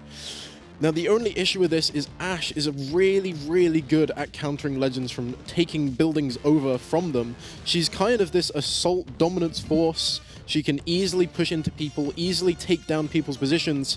But then on a flip side, she's also really good at defending with her snares. So how do you really push an Ashe? I don't know. Well, hopefully the teams will have some answers. As answers are going to be have to figured out onto the map today. I'm trying to look for this London Legion team. Here comes Jacon and the rest of the crew. They've actually not chosen Harvester. No one has. Instead, they're going to be dropping onto Monument with another team. That's going to be the Fnatic Casuals dropping in as well. That's going to be an interesting contest, as we're already seeing some damage pop off onto Assist Crutch Zero. We've got a little bit of banter here in the chat saying that Assist Crutch is actually look at just too inhuman here today on the tournament. But no, you've just never seen this player in action. They're crazy. As ExoClan is going to be popping a few bullets over to some contested spawns. This is a POI that was one of the three that wasn't actually on the gentleman's agreement. So seeing two teams contest for tree, completely unknown to each other, is actually quite interesting to see. It's not really a POI you kind of want to fight over. There is a little bit of loot, but there's not too much, and it isn't too easy to get out of tree. So having a fight here isn't going to do well. I believe, and it is happened, London Legion Esports has taken down Fnatic, has won their POI, but coming up onto them is going to be Middlesbrough looking for a third party. They're trying to get some damage in. Legion did just about manage to revive the Newcastle, which is going to be Jacon. So they are going to be back on even ground, and they have the armor advantage because they won that fight with Fnatic. They're doing so much damage. They are looking for their first knock. Are they going to find it? They do find the first knock. It is going to go their way. The second knock also came through. It's just up to the Ashe now on Middlesbrough. This is really, really unfortunate for Middlesbrough. They had every advantage going into that. There was one knocked on the side of London Legion Esports, but they just about managed to get the revive, and they have taken back control of this map. Yeah, I mean, Legion are just, when they're in unity, they are an army you cannot stop on the map right now. As we're looking eyes on TCS6, who are currently 9th on the board. Looking to go through the tunnel here, getting a good rotation into the zone, but one goes down. One has been knocked. We're going to go to ExoClan next, who are chasing this TCS6 roster, as they're actually going to find one. And that's going to be the lost lamb of the Timoth team here today. And ExoClan, they're actually placing second on the board, right? They've been doing phenomenally, especially kill-wise. Game one. So we could be seeing them actually bringing themselves closer to more that top 3 spot if they're looking for it. But they have gone for some pretty risky plays on the Broken Moon. So yeah, it's going to be quite interesting with eyes on Raid now. Yeah, they're going to be over towards Skyhook. Skyhook is one of those POIs that's so big it actually gets split into 2. So there was going to be 2 teams landing over here. I highly doubt they're going to contest. But let's see how Raid decide to take their rotations. Let's have a little listen in and see what they're planning. I will not lie. Yeah. Yeah, especially when we don't know where they are at all. Yeah. I would do devious stuff for 1x for my R9. We can walk up this way. I'll drop 1x. But you can keep the devious stuff. I'm good. He doesn't want your devious stuff. Yeah, I'm good. Yeah, the calm before the storm here on World's Edge. As all teams are looking for rotations, this is, once again, the strategic point of the game. Looting, scavenging, trying to find anything possible. 18 teams remaining. This is much more typical competitive Apex Legends that we sort of see, as we're actually seeing Plugger and crew from Storm Broadcast going against two teams down in the bottom right of the map. Yeah, 4 teams going to be at Thermal, and we can see the zone isn't quite going to pull towards Thermal. It is going to pull towards Lava Siphon, which is one of, if not the best PUI on World's Edge, which was taken by Resolve. So they're not going to have much really to rotate if they want. I don't think they was, but if they wanted to, they could just instantly take the best position in the PUI. But they're currently, well, right now we currently have a fight between Oxford and another team. They do some damage, but ultimately it isn't going to go their way. They do actually manage to find some trades. It's a 1v1, but the Watson is quite literally on 1 HP. Will be able to find that shield bat, and some pings are coming out from their teammate Ash. This is anyone's fight. It's going to really come down to the wire. And I think the Watson is just trying their best to hold it. They do manage to find some amazing damage, but they do fall to the dual-wielded Mozambiques. And they did not learn their lesson in that fight either. Falling short, just kind of got caught with the Watson tripwire out. That's really unfortunate. Yeah, if they maybe just held that angle just a little bit longer, they could have won the fight. But here we see Resolve and the big boss with Tyler FPS making the push here. As Bangalore Baristas going down, missiles landing through, but the chase is on. They are getting the snipes through, and there's a knock from Tyler FPS. This guy, once again, being one of the star players of the tournament. Here comes the double Mozambiques, and that's another knock here from Resolve. And it looks like they've solved the situation of this fight. Getting a quick heal off as Koz is waddling away, trying to get some heal down. Ghosted guy looking to pick up Wabam, but instead the chase is still going. And here we see, I believe that's Tyler FPS getting all 3 on the board for the side of Resolve, now making 5th place on the board. Yeah, has really woken up now. All they needed was that practice game. You know, every professional player needs that little bit of a warm-up, let off some early steam, and now we're seeing Tyler FPS really get into that zone. He's kind of learned maybe how the match is going to be played now, and now he knows that fights are his specialty. He should be able to, with his team, take down a lot of teams. He got quite unfortunate in Broken Moon, but now they are starting to get some points on the board, even more than last game now, and they're hopefully going to be able to make top 10 this time. Yeah, as we see Raid once again in the Hellfire. Newcastle Wall is not going to be enough to protect them as one falls. Down goes the next. It's just Pluxy left on the side of Raid. Let's get the listen in as they fall. I get 0 sounds from them. Yeah, very short listening as they're going to be going straight away in that fight. Clean, quick, and efficient. And Storm Broadcast are back on the board, but they don't have anything to work with. They got grey shields. One of them doesn't even have one, as Plugger's going to get unplugged from the server right there and then. And it's just up to Extra and Gib to figure their way through this tunnel. Yeah, and that's not really a good tunnel to be in. Luckily for them, no one is really around them, but this is one of the kind of tunnels that would normally be contested as the zone comes down to the southern side of the map. Somehow we've cast a curse at this again. We are going towards the southern side. So, yeah, all of these northern teams have a really long way to travel, especially around all of the rocks that are in this kind of map, this World's Edge map. But we are now seeing a lot more teams head towards where they think the zone is going to finish. We're seeing, I believe there's 4 to 5 teams coming up to 6, even 8 teams all now basically in this vicinity of Lava Fission, with all the other teams not too far away from it. A lot of these teams are still at tree, so we'll have to see how they kind of skirmish each other. ExoClan is looking to get a bit of poke damage onto, I believe that is going to be NSC, third place team from last time. And that's a thing I don't think we actually mentioned. Fnatic, second place to London Legion, have gone out first in this match to London Legion. And unfortunately, Storm Broadcast is going to go down into that tunnel that I said would normally be contested, and it turned out it was. Yeah, I mean, it is the tunnel of doom and gloom, and yeah, it's going to be quite unfortunate for Storm Broadcast. Once again, kind of not really being able to find their footing so far in this tournament.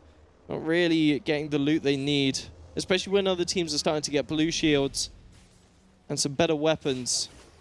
It's really going to be a difficult situation. Eyes on NSC now. And once again, NSC and Newell are the two university tournament organizers within esports, right? So I think this is going to be pretty fun. If we see an NSC versus Newell battle, I want to see that here on World's Edge here today. If we're going to see it, I'm not sure. As we got eyes on DSQ now, which are playing cozy campfires in this little hut right here, playing for the zone. They have everything they need. They even have a Valkyrie if they need to make a quick getaway. And the zone is going to start pulling towards them as well. So they're fine until the very next zone. They have a lot of time to work with. The only thing that could stop them is if they end up being in a fight. Legion Esports finding themselves in another fight towards Lava Siphon. Just takes down Atlas, one of the teams that you highlighted, but now they're in for a third party. Legion are trying their best to get as much out of it, but I don't know how long they're going to be able to last for. Yeah, I mean, this Legion team, they are very coordinated. I'm sure they can resolve this situation, as Noctum Esports is actually going to be sandwiched between the Legion lot and another team. So once again, the Hunters are becoming the prey on this bridge right here. And they're going to have to look whether they want to fight this or go for a safer option, being in the 6th position of this tournament. Again, these teams are fighting for the honor of being the Gameblast25 winners here today. And we are now down to our top 10 as well. All 30 players in the lobby, or that's left in the lobby, still going to be in this match. This is going to be where the fights really matter most. Every team is now going to be starting to make their last bit of rotations into these zones. Everything from now on is going to be players' micros. Micros are one of the hardest things in Apex. So much goes into it. And there are so many fights happening all around the map.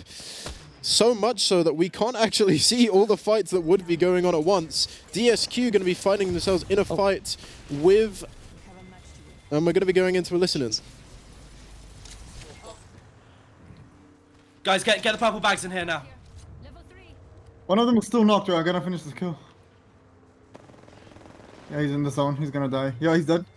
Purple shield core, boosted I'm loader. battering, I'm battering. Where's the Let me get a backpack? call. Oh, yeah. Let me get a call. As we're going to be listening out and tuning into this Legion fight. 2 knocked here. And it's just Rad. Actually, no, this is a little bit confusing. We've got team. 2 out here, and just Sulfur remains. But is he going to ignite anything here for the team once again? As it's going to be resolved, and Tyler FPS becoming the new kill leader. 6 kills, just to their name. That is a really dominant performance, and I'm sure their team has a few more on the board too. At least 2, actually, we can see from their assists. And they're still looking to fight. They're looking to take another fight. Does get fooled by the bamboozle. There's a Mirage in play, but a massive shot coming out from Peacekeeper. He's trying to find it. They're going to live on just a couple HP. And I believe they did go just down shortly after. So we're now down to our last 7 teams, 18 players. So many teams have been caught out on their rotations here. And there's going to be quite a lot of teams all pretty much within walking distance of each other now, as this zone is so close. But we are now coming to a point where the zone is about to start closing, and teams are going to have to make sure they get in and not caught out in these kind of open areas that this zone is pulling. Yeah, for sure. As the CEO actually just gets knocked right there, as Noctum Esports is team versus team right here, as Mexera is looking to take down some damage here for the side of Noctum, and this could be a Resolve bloodbath. The kill leaders being swept through by the side of Jack, Abyss, and Sarah, and there's just one remaining. That was a brilliant fight for them. Jeff. They had the smallest advantage. They managed to just about pick off one of the players, the lifeline, one of, if not the most important in that team. And they did manage to kill off of it. They weren't able to find Tyler. He is still going to be in this lobby. But it doesn't matter, because he might be able to get a restart, he might not. He's just going to have to play it for position points, maybe the odd kill or two here and there. But right now we're watching Legion Esports. They managed to get a full reset. Reason Gaming are going to be falling in a moment too. They did just die, unfortunately for them. The Mirage passive of being invis while healing wouldn't work out for them when they needed it most. DSQ also going to be eliminated. We're at Zone 5, or about to be in Zone 5. We've got 4 squads left. This is not at all what I expected, especially from World's Edge. I expected a lot more teams to be alive. We know that solo is going to be Tyler FPS, which means every other team is going to be a full team of 3, and we'll have to see what they do in these last moments of this map. As we see Legion versus NSE, I believe, in this pretty heated rock battle here. They're going to be going for the loot instead. NSE going to be disengaging. This zone is getting tighter and tighter. 24 seconds left before we're going to be seeing a bloodbath go off with the last remaining 4 squads. But before we get to that, can I quickly recite to Abby, thank you so much for the £100 towards Game Blast. Thank you, Palmer, our beautiful host, for putting down a 30 bomb as well. Really big contributions towards a really great cause, as Noctum is going to have the high ground, a really good position even, but that zone is going to pull them towards the action very, very shortly. Yeah, and Legion Esports coming off of a respawn. They don't have too much equipment to work with, but I do believe they did find some stuff. In fact, let's actually have a listen in. Drop to low ground, play on me, play on me. Yeah. Wait, in on me, come to me, full safe on me, full safe on me. Yeah, I'm dropping to you now.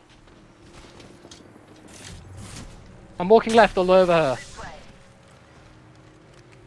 Why did I pick up a G7? I'm actually trolling. Can we even climb? Oh, we can't. Yeah, it's climbable, Oh my god, I messed up. And there we have Legion Esports planning their micros. They've actually managed to find a spot in the zone where no other teams will be able to contest them. That was amazing rotate from them as this zone starts shrinking in. Our other 3 teams are going to be on this northern side, all next to each other. Bear in mind, one of them is going to be the solo of Tyler FPS. So it's going to come down to NSC and Noctum. These 2 teams both really want to get more points on the board. NSC managing to get 3rd last time, Noctum going out a little bit earlier. But I'll be honest with you, Louis, this is looking like Legion's game to win. They have possibly one of, if not the best position. They're finding even more kills, and every team is going to have to fight each other as this zone closes in. All they have to do is survive. But survival of the fittest is the question. There's still 3 other squads that are ready to play for this first place position. As we're seeing Tyler FPS actually get a knock towards Noctum Jack. The big boss himself is going to be going down. Actually getting picked up. Really nice from the crew at Noctum Esports. Having a really good run at ALGS actually. Not the players, but the staff crew here looking to represent. And they have lost 2. Ooh. NSC and Tyler FPS have been bullying them in this area of Lava Siphon. I feel like I've just done a caster curse right here. A little bit. We're down to 2 full teams. We've got London Legion and NSC, all with 3 players. And then we've got Nocturne and Resolve with just the solos. I don't think the Zolas are going to be able to do it unless they can get a nice, easy 3rd party. But Legion are now going to be raining down. This is the advantage that I said they had earlier. They have to start raining down bullets, but Jaycon is going to go down early. They're going to try and find the quick reset. This is exactly what they need to do. They use the smokes for it, but they are being pushed. Jaycon's going to go down again. They're looking to try and fight back, but they're in a bad position, and NSC are going to take them. Resolve full also. It's just a 3v1 for Nocturne. This is NSC's game to win. They deal out the last bits of damage, and they take map 2. NSC absolutely popping off and asserting why they are the ones that organize these tournaments usually. Really spectacular play there from the National Students Esports. And once again, let's bring this towards the host very shortly as they're going to go through the game. But I've got to say, once again, thank you so much for the donations. We're at £660 out of our £1,000 goal that had to be adjusted because of your generous support. Let's go over to the host who are going to run down Game 2.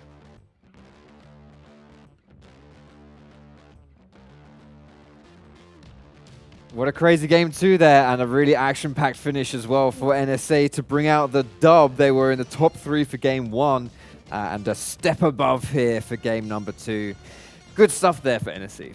Definitely, the way they played that last kind of fight towards London Legion, they got the knock, and like Lex was saying, it was a great initiative to get the quick revive and the quick reset.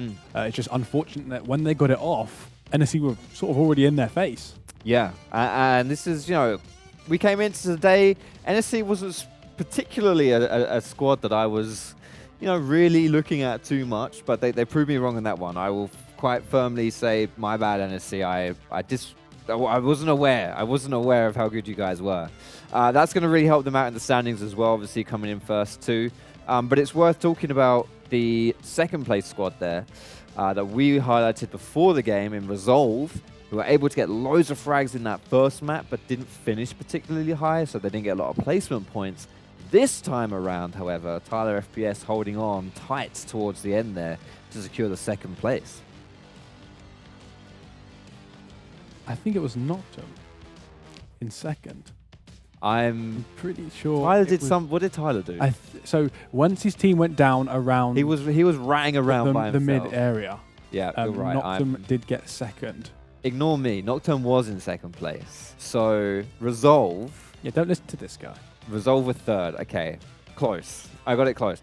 But yeah, Nocturne really stepping up there as well. I think they were 6th place, if I remember correctly, in the first map. So they also jump up a lot there as well. A lot of shuffling around then, because we saw Fnatic, NSC, and London Legion filling out our top 3 for game number 1. Not in that order, but they were our top 3.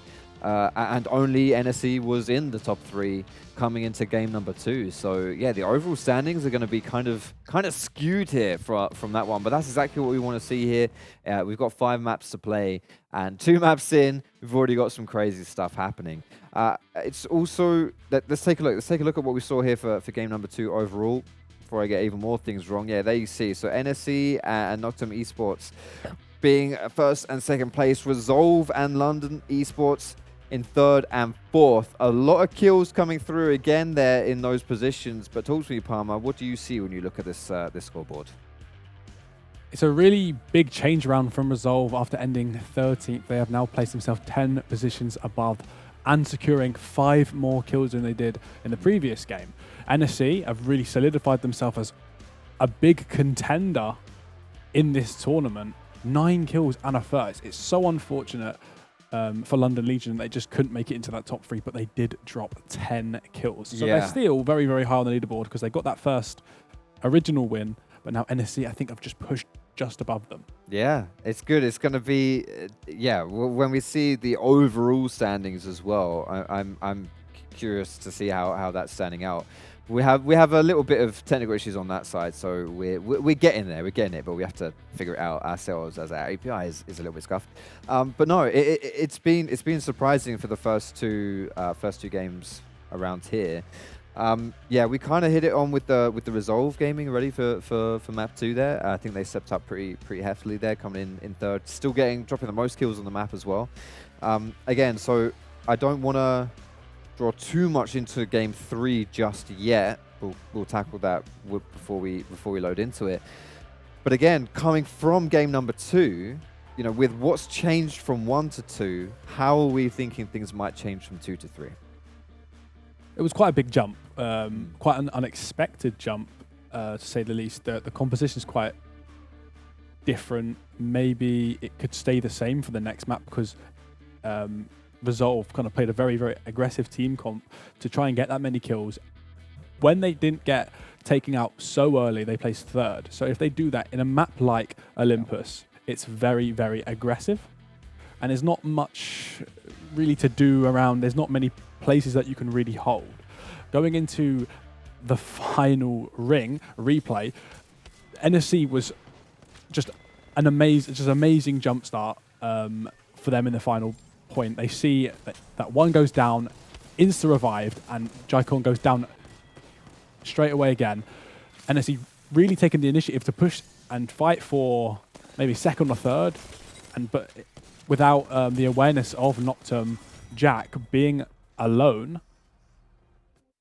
That's kind of what Apex is really, as a battle royale. If you're in the position to try and go for maybe 3rd or 2nd to secure that, just that little bit over above your other opponents, it can really solidify you in the scoreboard, not just in that game, but the overall standings. That's it. When we've got our scoring done based off of eliminations and your placement at the end, then there is certainly value to kind of chilling out a little bit when it comes to that final circle to see if you can solidify those top spots. Here at Gameblast25 with the College of Esports, we've already smashed our initial donation goal of 500 quid. We're now 600 plus, so thank you to everyone who has contributed, who has donated, and thank you everyone who's sharing, watching the stream at home, and just spending your time with us here today. We're going to go to a quick break. We'll be back to see you soon.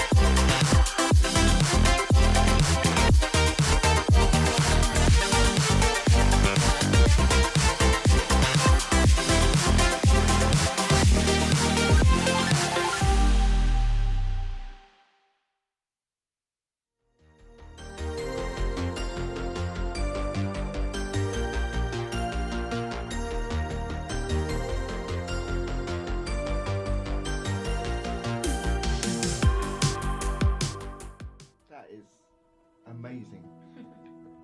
My name is Mike and I have cerebral palsy. Basically, I have hardly any use in my left hand, which makes it difficult for me to game on certain games.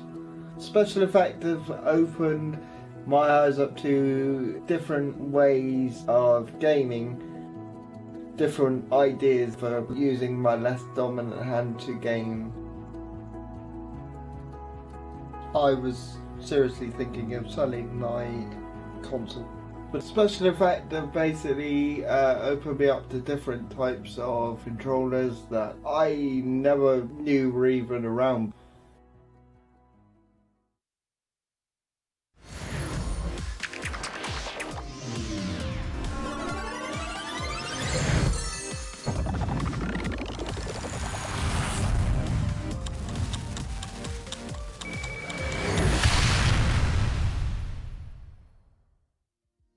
Welcome back to Gameblast25 here at the College of Esports. We are 2 games deep out of 5, and we've already had some pretty funky stuff going on. Let's take a look at what we've seen so far and where our teams are standing. Here we go. So, first place, London Esports.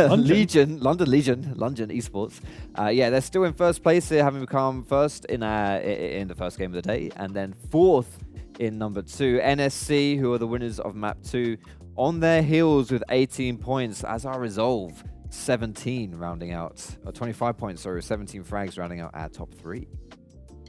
Yeah, Legion Esports, they're making quite a bit of a dent when it comes to taking out the rest of the lobby, but let's talk about Reason Gaming. They dropped 10 kills in the last game, placing 5th. So that means that they only secured 1 kill in their first game. Yeah, it's honestly the fact that Reason Gaming have that many kills but are still down in 5th. That's definitely going to be a team that I'm keeping my eyes on coming into game number 3 here. I've been pleasantly surprised with Reason for game 2 specifically. I think Raid as well, they showed up pretty hard. To be honest, actually, there are a lot of teams that showed up in game 2. I think Noctum themselves were stellar in that second one, and a huge jump from the first game. Raid, Reason, even NSC, to be honest. Like, I wasn't sure if it was a flash in the pan for our first one, but nope, they certainly impressed. And on the other side of things, disappointing us a little bit, I have to say, Fnatic. They were in our top 3 for They got map taken 1. out by London Legion in the first couple kills of the game. It's really unfortunate for them, but obviously London Legion are going to take that and push forward, because that's what they were competing against for first in the first original game. But that can be completely changed going into the third. Yes, and speaking of the third, let's look forward to it now. We're on a different map this time around, keeping things nice and spicy, nice and fresh. We've seen the usual suspects towards the top side of the standings here. The finishing, we've got obviously London Legion doing really well, NSC being a consistent performer here too. What are you thinking now coming into our next game, map number 3? Who are you keeping your eyes on for this one? Definitely NSC, as how well they've been playing and how consistent they've been. They are positioning themselves around the top side of the map towards docks for Olympus. Like Select said, he doesn't really enjoy that map too much because it's... I don't really want to say there's no skill involved, but I think that's exactly what he said. I don't really want to throw him under the bus there, but I think because it's so open and the map can change drastically, especially when you have a massive teleporter from Rift to Power Station. It travels through the map. You can take a little breather in the middle, but a lot of the teams are sort of not really playing around each other. It's quite spread apart. The map's very big, so it's going to take maybe a little while until we see some action. Okay, well, we saw a lot of action right from the get-go in our first 2 maps. Especially the last one was pretty hefty. It was pretty crazy stuff. You're anticipating a little bit more chill then here in game 3, so that might work in the favor of the likes of Fnatic, who have shown us that they can perform, shown us that they have some quality in their squad. But unfortunately for them, in the last map, just ran into London Legion, who were a little bit too much for them early on. So perhaps potential cheeky little resurgence for the Fnatic squad? Yeah, most definitely. The squad can show how well they perform. In the first game, they played exceptionally. It was just unfortunate. Maybe there was a loot difference, and maybe the composition was just a bit more on the leeway side towards London Legion. If you have a pretty defensive comp and you're not set up in a great position, maybe Fnatic were playing, they're gonna probably lose the fight in the early game. Yes. Ooh, this just in. While we're speaking highly of Fnatic, and they just donated 50 quid. So thank you so much. I think we should keep Fnatic. talking about. Yeah, we should. Yeah. Who else do we want to glaze? No, nobody else. So teams here. Fnatic are going to win the whole thing. The whole thing. That's just in another. Whoa, Abby coming through with a big 100 as well. Thank you very much there, Abby. That's very generous. You guys have been insane. Thank you for all of the contributions you made here to Game Blast and Special Effects. We've given ourselves a goal of £500. You guys wrecked that within the first game. So we've upped it to 1k. We get to 1k then. Didn't Bubba say the Marmite if we got to 1k? Bubba said if we got to 5,000, 5K? he'd eat a whole tub. 1,000. It's 1,000. Okay, that's more realistic. 1,000. A whole tub of Marmite. Yeah. And he emphasized how much he hates a Marmite. So for those of you unaware, Bubba is one of the lecturers here at the College of Esports. Fantastic guy. Also very American. And they don't really have Marmite over there. Vegemite maybe, but it's definitely not the same. Definitely Vegemite not the same. And he has stated on multiple occasions his absolute loathing disdain for Marmite. So yeah, if we can get 1k, there is a good cause for it as well with special effect or something like that. But more importantly, Bubba will actually eat Marmite. So yeah, if we can get that going as well. I think Bubba actually donated a bit of money too, so maybe a slight masochistic tendency there. Maybe he's just pretending. Maybe he loves Marmite so much. He's like, if you just donate £1,000. That's true. Or unless he really doesn't, and then he's gonna have to eat it off the spoon. Yeah, that's he may have played us on that one actually. I can't tell. Is he the smartest man alive, or is he just going to be a Marmite eater? We'll have to see. Yes, we've got, if you want to contribute again to Special Effects and to Gameblast25 here, ! donate in the chat. Thank you everyone who has done so far. We've got loads more action coming up here, starting with game number 3 of our Apex Legends. Casters, take us to it. Hello once again. We are going to be going to Olympus now. And I know you have quite a strong opinion of Olympus, Lex. Why is that? So Olympus, it's known for its well open areas. There's so many points where there could be a building or two, but there just isn't. So it kind of ends up being you're having a little rotate, you're having a little stroll through the world of Olympus, which is a beautiful landscape. It looks very nice. But then you randomly get shot at by one team, and then because that team has started shooting at you, another team from the other side of the map has traversed to you using the tridents and have started firing at you also, and then another team comes in, and then another team comes in, and eventually we're down to 2 teams on completely other ends of the map at Zone 2, or at least that's how my pubs games go in Olympus. Hopefully we don't see that. Hopefully we see teams, take a bit more of a position approach. We're seeing a very, very aggressive from all of our teams right now. Normally we expect to see 5 to 6 teams in that final zone. We're seeing about 3 to 4 from our first 2 games, and I don't see that changing at all with Olympus. Maybe I'm wrong. I'm known for caster cursing when it comes to Apex. Oh, absolutely. So maybe this is the first time where caster cursing will be beneficial. I mean, I feel like it's going to go in bursts, right? Everything else has been a bit of a domino effect in that, there's been a bit of a slow start, classic Apex Legends, and then it's just a domino effect of team down, team down, team down, like the zone just pushing it all together. I feel like this is Olympus, right? And it's very easy to get caught up in fights. So we might be seeing, like, at the start of the map, maybe something a bit sporadic, then it will calm down, get a bit chaotic again, calm down, maybe. But you know what? I think you should just bring back E-District. So, with that being said, we're still going to Olympus. We still have some really exciting teams here. And I think, NSC have been popping off. Shout out to Geordie and the crew. They've been doing exceptional, making it to top 3, now top 1. What do you see the NSC team doing for this game 3? Well, I'm assuming their IGL is going to be Milo. Is the admin for NSC Apex Legends, someone that I will I see every Tuesday when our teams play.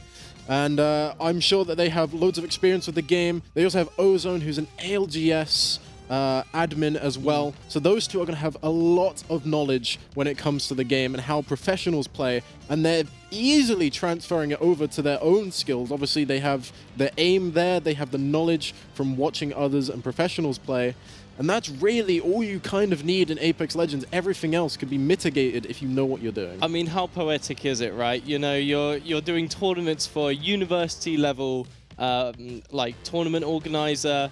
You're absolutely schooling everyone on the tournament yourselves. It's like a full lesson for everyone playing. But we still have, you know, some really big names here. We've got Atlas, we've got Noctum, we've got the Enigmas, loads of British esports teams as well that compete in student champs. They haven't really had their time to shine yet.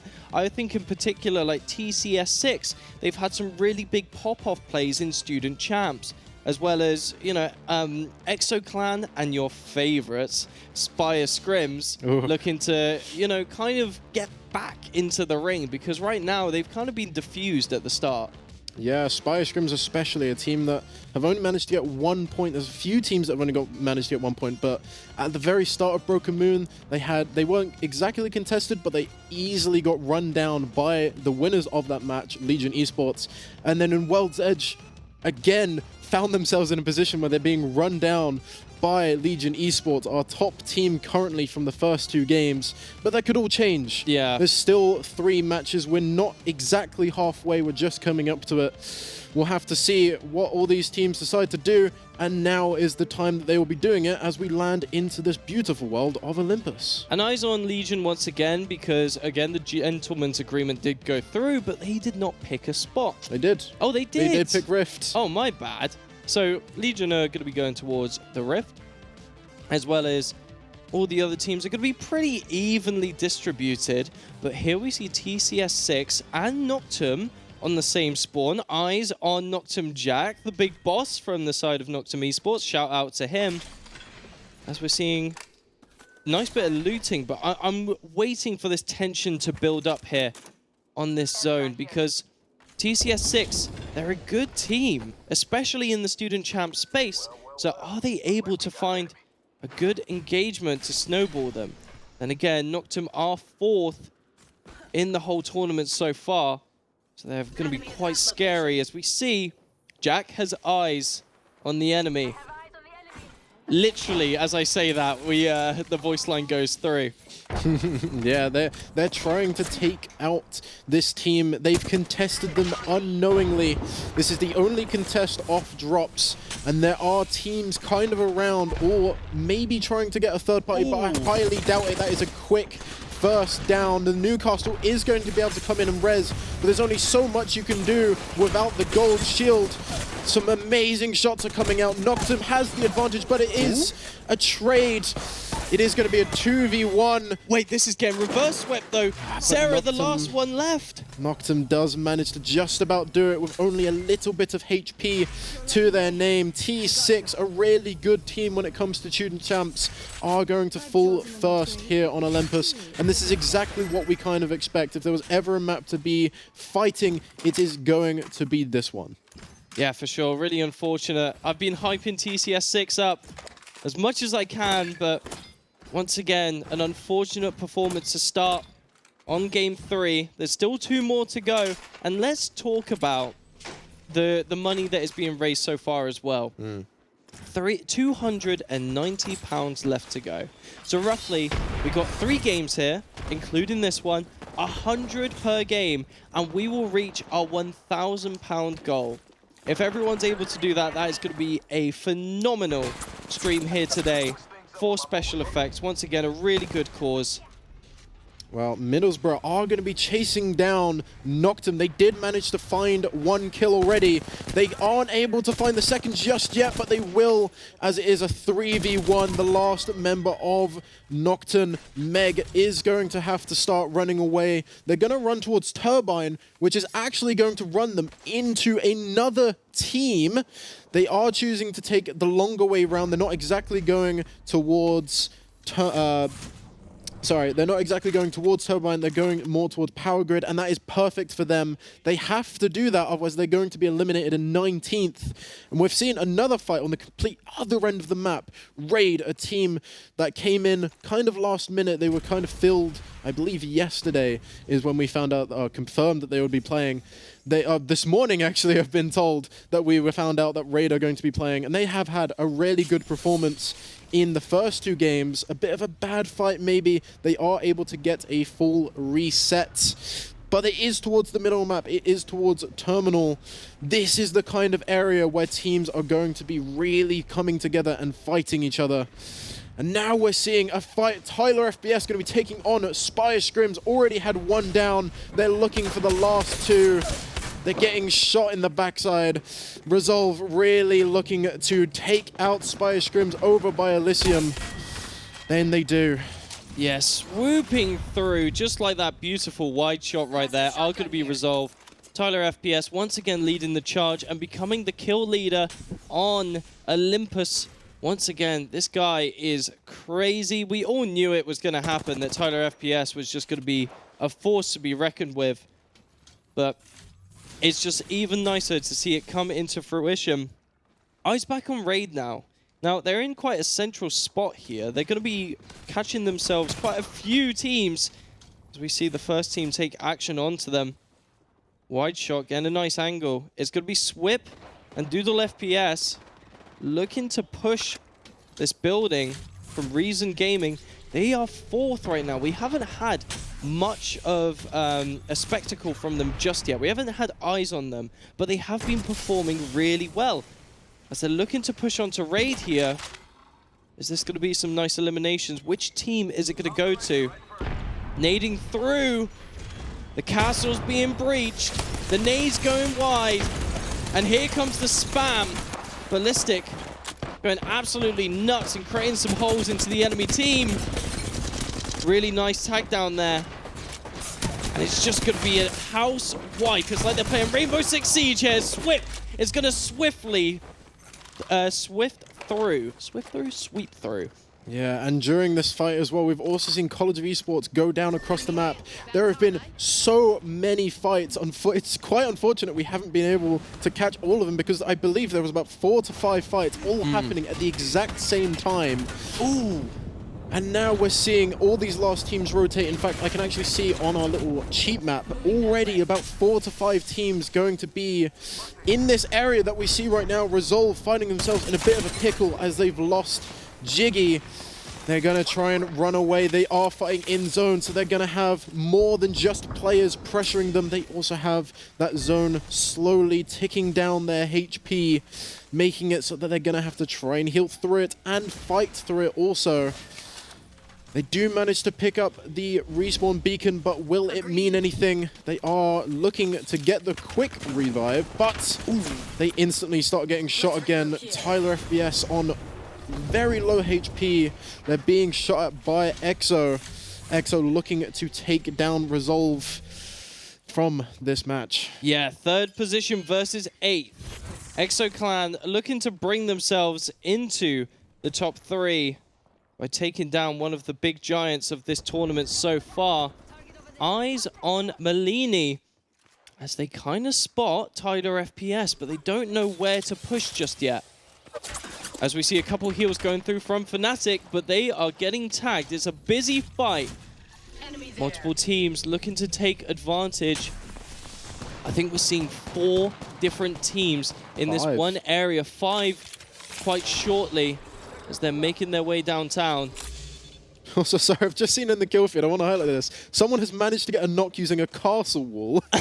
That is one of, if not the rarest thing in Apex Legends. I don't think I've ever seen that. Only at Gameblast. Only at Gameblast. And also, I'd like to also mention Amos's Crutch has been killing so many people across the overside of the map. They have quite a rotation to get, and they are just eating through everyone. And so is NSC with Milo.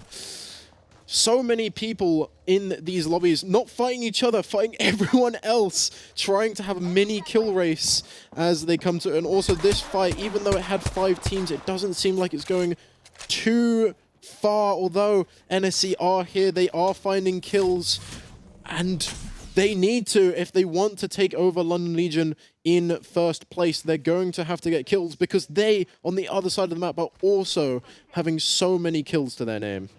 Yeah, eyes on Inferno now. Now, this team hasn't really been seeing much heat in the first 2 games, but they could push through here. They have a decent angle. They're in a really good position in the zone, but are they going to be able to hold it? Do they have the weapons they need? Really nice wingman on Stairman.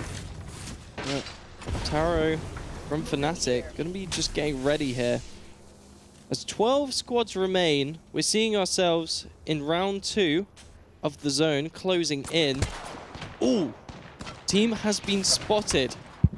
Looking for a couple pot shots from Fnatic. Are the staff members able to find any pot shots? Not just yet, as we see the zone creeping in. Once again, with 12 teams remaining, 11 now. Not bad an eye. Fnatic looking for these pot shots. Oh, nothing found just yet. A little bit onto blue armor. Cryptic looking to pack. Looking against the fight on Inferno. Once again, Inferno need to prove themselves here to climb the ranks of the Game Blast scoreboard. Legion Esports getting so many kills on the board are going to fall, but you know who else has fallen? One from Fnatic. The castle wall is going to come out. They are going to get the castle reset. Of course, they can move while rezzing. Neil going down, and their counterpart is NSC. Let's have a listen to see how they take this third party. Yeah, they'll already res him. It's fine. No, they did it late. Oh, okay. Oh, on this side. Yeah, they're rezzing again there. You can probably just angle it, like right here on this corner. I'm watching our back for the time being, so... Nice. They pulled. Scanning. Okay. Nice. There's good one. Just play it slow, they're gonna... The other team's gonna kill for us. I'm playing to drop off. Okay. Yeah, I mean, NSC are just so in control right now. They're completely warm, frying up the enemy team right now. As we get this, once again, beautiful wide. Looking to get some healing. The other team, not sure who they're fighting just yet. But NSC have good targets. Once again, it's Inferno. They are in the heat of battle. And they're actually going to be looking to disengage as the Bangalore ult goes through. And Watson, not a very good legend at the moment, as Lex has said, but is going to be able to kind of hold the doors here, setting up a really good defense for CRC Inferno. I will admit this is going to be one of the better zones for that Watson. It does seem like it's pulling more towards kind of the building kind of areas of the map, which is very lucky for them if they get caught out in the open with a Watson. I mean, in that kind of position, you would rather have different legends. Ooh. But Oxford trying to get away from their position to manage to fly, but Reason Gaming are really good at taking them down, meaning they can't do anything. But this is one of the rare times where that character that I can't remember the name of right now is going to be really good. It means they're going to be able to get the reset with the TP. And they will probably be able to get a reset if they manage to find that TP. We see Noctum getting a second in the last match, down to their last player, with the 8 squads being remaining. Wait, Tyler FPS is going to get caught off by the crew of Enigmas. Is he going to be able to hold on for much longer? It's actually going to be Enigmas getting caught in the heat of fire. The castle wall goes through, getting the res. And here's Resolve. Tyler FPS and the rest of the crew are actually going to be able to back him up. Enigmas, they've kind of overstepped here. The mortar flare has been engaged from an enemy team, and they're just trying to hold the doors now. They are stuck in a flame sandwich.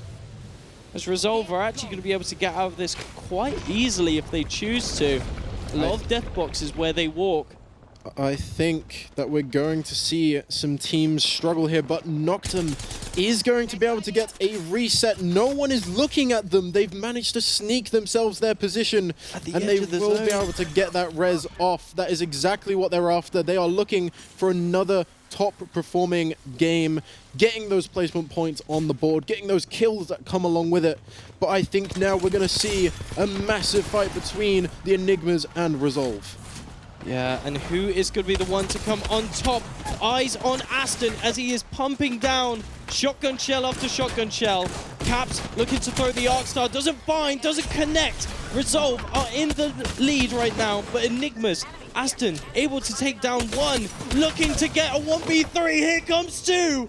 Is he able to make the full clutch? Gets the shots down, and there's three. What a clutch from Aston, and he has deserved this new spot as kill leader on the map. And they're going to be able to res while moving with the Newcastle, which is perfect for them because that's the only thing that could save them dying from the ring, and they do manage to get them back up.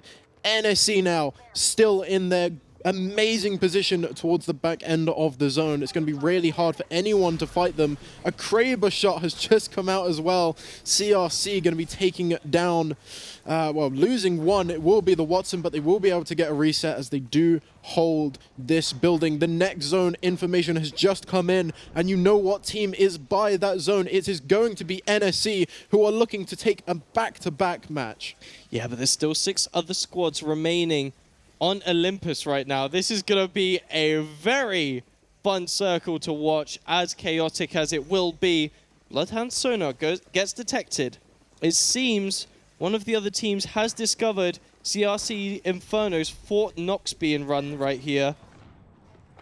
Yeah, nice free camp, giving us a good observation of the whole map. Doodle FPS and Pad Tappy trying to get an angle, but they can't find anything just yet. They're going to have to wait for zone. It's now a patience game. A penny drop on Olympus right now could cause a chaotic fight to release. Release them all. And this is, and you know what? This is the perfect time that I have caster cursed it. But before we go into the caster cursing, let's go in to a little listening. Go down here. Right.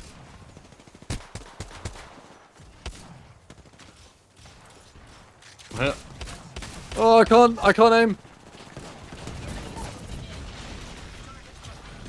Careful. I'm here. Oh, get right away. Yeah, that was really unfortunate for CRC. They wasn't talking at all during that fight. And they were locked in, but they weren't locked in enough because they did miss mainly all of their shots, unfortunately for them. NSC are dominating this lobby right now. No one does it better than them, clearly, but there is still 2 more teams to try and challenge them for that first place. 2 teams that haven't come first yet, plus, of course, the NSC. Reason Gaming have had a really good performance in this match, taking down some big players during it. They are using the Ballistic Ash combination, and even the Mirage, who we haven't really seen much of so far, but we'll have to see if it will help in this last kind of zone. The Skynades are coming out. They're trying to hold a position, and they are able to find one, but they are doing it while being rained down by some grenades from Team NSC. Yeah, for sure. I mean, Reason Gaming are going to be ones stepping up for the gauntlet this time. They haven't made this top 3 just yet, unlike NSC, but they've seemed very strong so far on this Olympus map as they're pushing. Geordie Unknown is on the boxes looking for a fight. The rest of the team is holding strong, but they're going to go for the rotate here. Not finding anyone just yet. Eyes are on because we're actually seeing Aeromancer and the rest of the crew playing for the other side of the zone, and sandwiched in the middle is none other than Doodle FPS. And the rest of the crew, here we can see it, a really nice wide shot here, showing on the right side is going to be Aeromancer, Snecky, and Slow, all there with Doodle FPS stuck in the middle with the rest of his team. And this is going to be Oxford. We haven't seen them since the start of the match. It's really nice to see them still in this zone. They're going to be the other team looking to take this win, and they're going to need it. We haven't seen much from them so far. Yeah, it's going to be the students versus the masters versus an esports organization. How is this going to go down as they're looking to push? The ring is slowly closing in. Oxford Uni, they've got good shields. They've got good weapons, and they've got a good fight ahead of them. I'll be honest. It's just down to Reason Gaming to get sandwiched in the middle. I mean, from what we can see, Reason Gaming are going to be squished. I think Reason and Oxford are going to have to play for second, which means NSC are looking to win this match. They kind of have the better position. These two teams are going to be eventually forced to fight. All NSC have to do is not kind of reveal themselves too early, not play their cards. As you say but that, they do manage to take down one. NSC are looking to finish this match again. They're trying to get the last bits of damage. They are down one. It will be the lifeline. But Jordy is down, as you say. Milishki is low as well, but they're able to find it. Once again, NSC are going to be crowned the Apex champions for map 3. And Jordy, all eyes on him, into the skies. As a really nice performance there from NSC. They're able to beat the students once again, proving why they organize these tournaments in the first place. Well, I mean, all I'm going to say is this really does mean that NSC are going to be a really dominant performance, and if anyone wants to win this match, they are the ones to take down. We're going to throw it to our hosts on the desk to see what they thought of that match.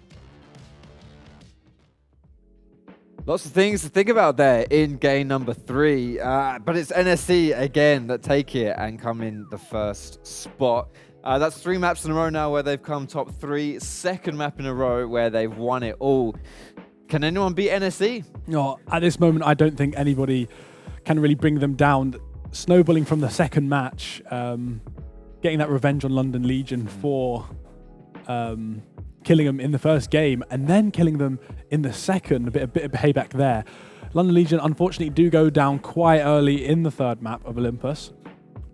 But wow, how impressive is that?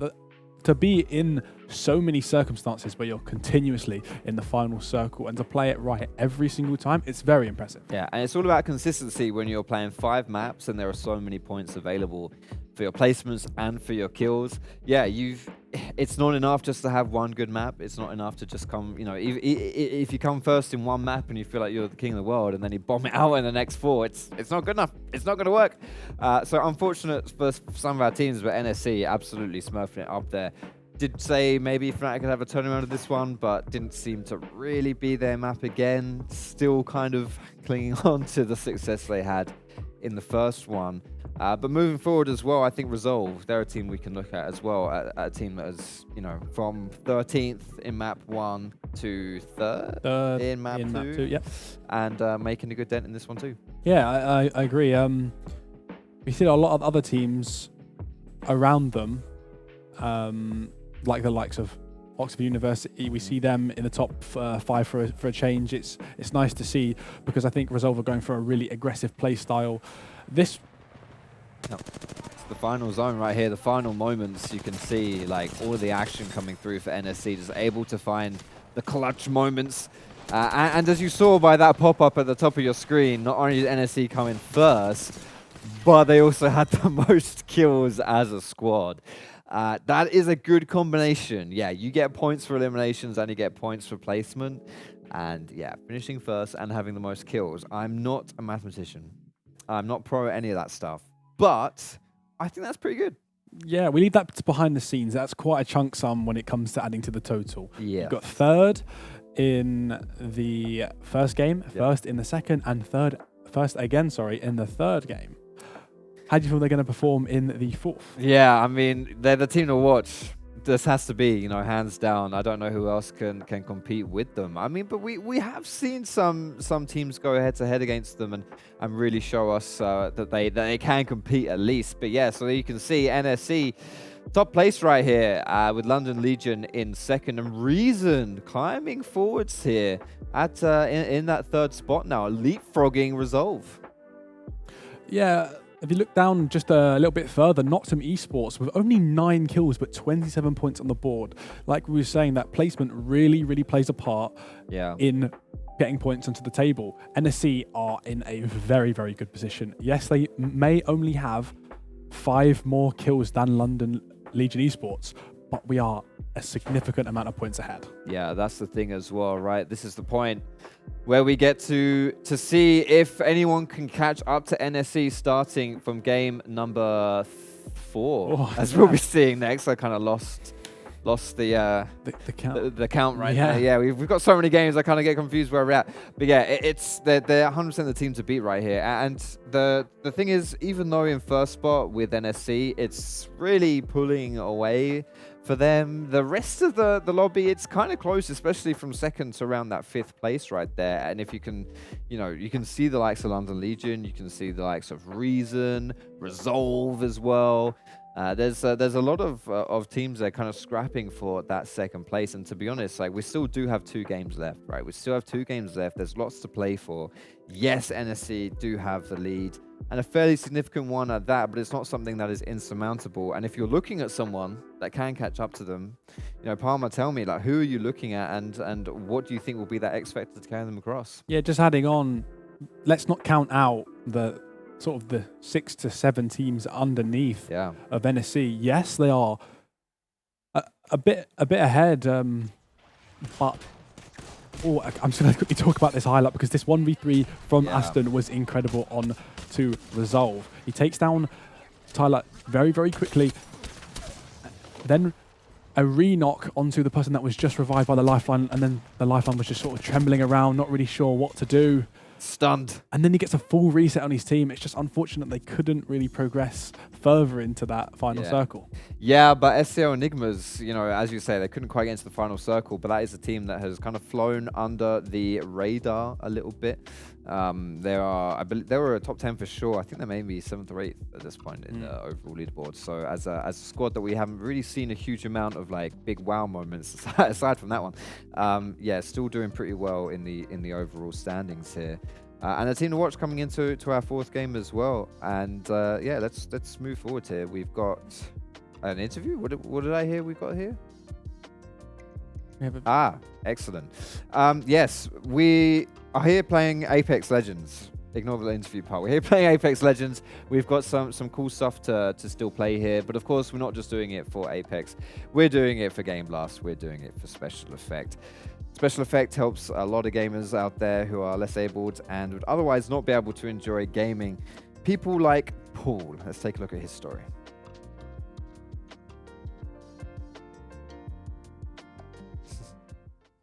My name's Paul and I have a spinal cord injury and I'm a tetraplegic.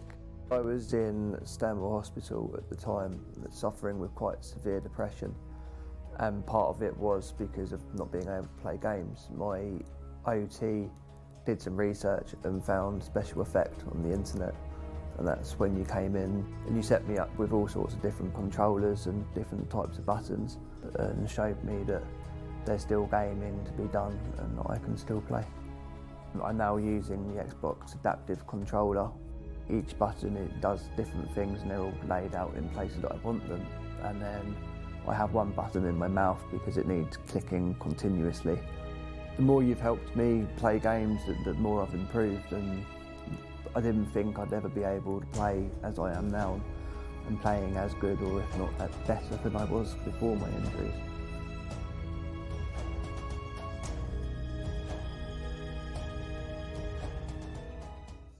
From Paul, able to enjoy gaming as everyone should, and it's a great cause for Special Effects and Game Blast as well. It's a fantastic event here, and you guys have already done incredibly. You've completely smashed it. We started the day with 500 quid as our goal, and we got that within the first game. Then we moved on to £1,000, and we're almost, we're getting there too. Last I checked, it was about 700 and something. I think we're £290 off the £1,000 goal. So if you really want to help, or just see Bubba eat a whole tub of Marmite. It's up to you. There's that too. Yeah, Bubba, let's make him suffer. That would be great. I'd love to see that. ! Donate in the chat if you do want to contribute here to Special Effect and to Game Blast, hosted by London Legion. We got some College of Esports as well. We've got some cool stuff coming up here. Still 2 more maps to play for Apex Legends here, but obviously we're mixing some things up as well, right? We're swapping our map around. We're going to a different location here, and a little birdie tells me we may have some spice to start things off with. I mean, when you really look at the previous games, it's quite difficult to understand who's going to come out in the top 5. We've had NSC have been very predominant. Noctum have only really started to get into the top 3 for the last couple of matches, and it's only maybe 1 or 2 of their players sort of ratting around. In the second game of World's Edge, Tyler really did pull something out of the bag, pulling that many points to get the 3rd position. But London Legion didn't make it in the top 5 for the last 2 games. They made it 5th for the second, and with the 3rd game they didn't. Yeah. It may have been a bit tough for them, but one team that hasn't been struggling is Resolve. We've got an interview with the COO, Jeff. Jeff, how you doing, mate? Hello, guys. How are we? Yes, it's fantastic here. It's great to see you competing with the squads here for Game Blast and for Special Effect. You guys have been doing pretty well so far. How are you feeling about it? We're just trying to not in Tyler as much as possible, to be honest. The last game, I wasn't just running around helplessly, by the way. I had no ammo. So I was just desperately trying to revive somebody else that maybe had a gun. So, yeah, enjoying it. Realizing how bad I am at Apex. And yeah, just, as I say, just trying to not hinder Tyler too much. Just give him heals, whatever he needs, really. I mean, it's all for a good cause at the end of the day. How does it feel playing against sort of the other teams, and how are you kind of working around? What's your kind of game plan going into the next game?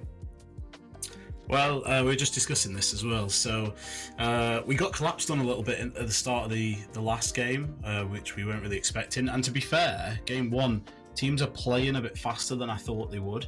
I thought teams would generally play a little bit slower, play for placement and stuff, but people are pushing, and that was a little bit more surprising than I thought. Yeah, next game we're just going to see how we go. We're in a decent spot, I think, for our POI, and then yeah, we'll just rotate and try and get some kills and try and get a placement again. Game 2 was pretty good, so we're going to try and replicate that. If it all goes horribly wrong, then game 5 we're just going to land on NSC. Yes, I love that. Absolutely love that. I mean, you're pretty close. Like, if I'm not mistaken, like 1 point away from top 3. If that's not wrong, I think Reason maybe just one singular point ahead of you. You mentioned your game plan being to not int Tyler as much as possible and to set him up for success. But tell me about your other teammate. What about Jiggly? Because he's he's got a cool story about him too. No. Yeah, Jiggy's a good player. We've worked together for a long time. He's definitely a better player than me. Yeah, I didn't realise quite how bad until I started playing yesterday, how bad I was going to be. So, yeah, no, Jonas is like our head of creative at Resolve. Yeah, awesome guy. He's definitely better at Apex than me. So if I die first, don't worry, because that's literally, I'm more of a detriment to the team than I am a help. So, yeah, it's all on them too. Yeah, it's good stuff as well. And, coming into today, obviously, you said you've had your 1-day boot camp, so I'm sure you're, absolutely well prepared for the challenges ahead. I think you guys have done very well. And, yeah, I wanted to take a little bit of time as well to thank you for being here, because I don't know if you're aware of what we've been able to raise so far, but we did have that £500 donation goal, and we're currently at 700 odd. So, yeah, thank you to people just like yourself, Jeff, for coming through. And is there anything you want to say to the rest of competitors before we get into the rest of the games here, heading into map number 4? Nothing specific. Just we're going to just play our own game. I don't want to start smack talking or anything. I think we'll just play our game. Tyler will do the talking on in game. So yeah, we'll just crack on. Okay, didn't want to do any smack talk and then says, oh, but Tyler will say it all. Tyler will say it all on the map. Subtle, Jeff, mate. I like that. Well, thanks a lot for your time, Budden, and good luck in the rest of the tournament here. Thanks for chatting with us. Cheers, guys. Thank you. All right, you heard it there from Jeff. They're just going to play their game and let Tyler do the talking. You think that's a good strategy? For Tyler, make it all work for him? Well, I think it might, unless they come against SCL Enigmas again, and Aston pulls a 1v3 out of nowhere. Yeah, that was kind of gross, actually, to watch. Aston really coming through clutch on that one. And I liked what Jeff was saying too, though. If all fails in this next map, on map 5, they're just going to land on NSC. Yep. NSC being, of course, the best performing team here today. So that's certainly a unique strategy. I am looking forward to seeing how that one plays out if it comes to it. In fact, I think everyone should drop on NSC. That should be it. That should be the strat from here on out. It's crazy to think their game plan for game 5 is already planned before their game plan before this game here. True. So if you were in their shoes or any of these teams' shoes, just walk me through a little bit here before we head on to the game. What would you be looking at? What would you be thinking about for your game plan coming into game 4?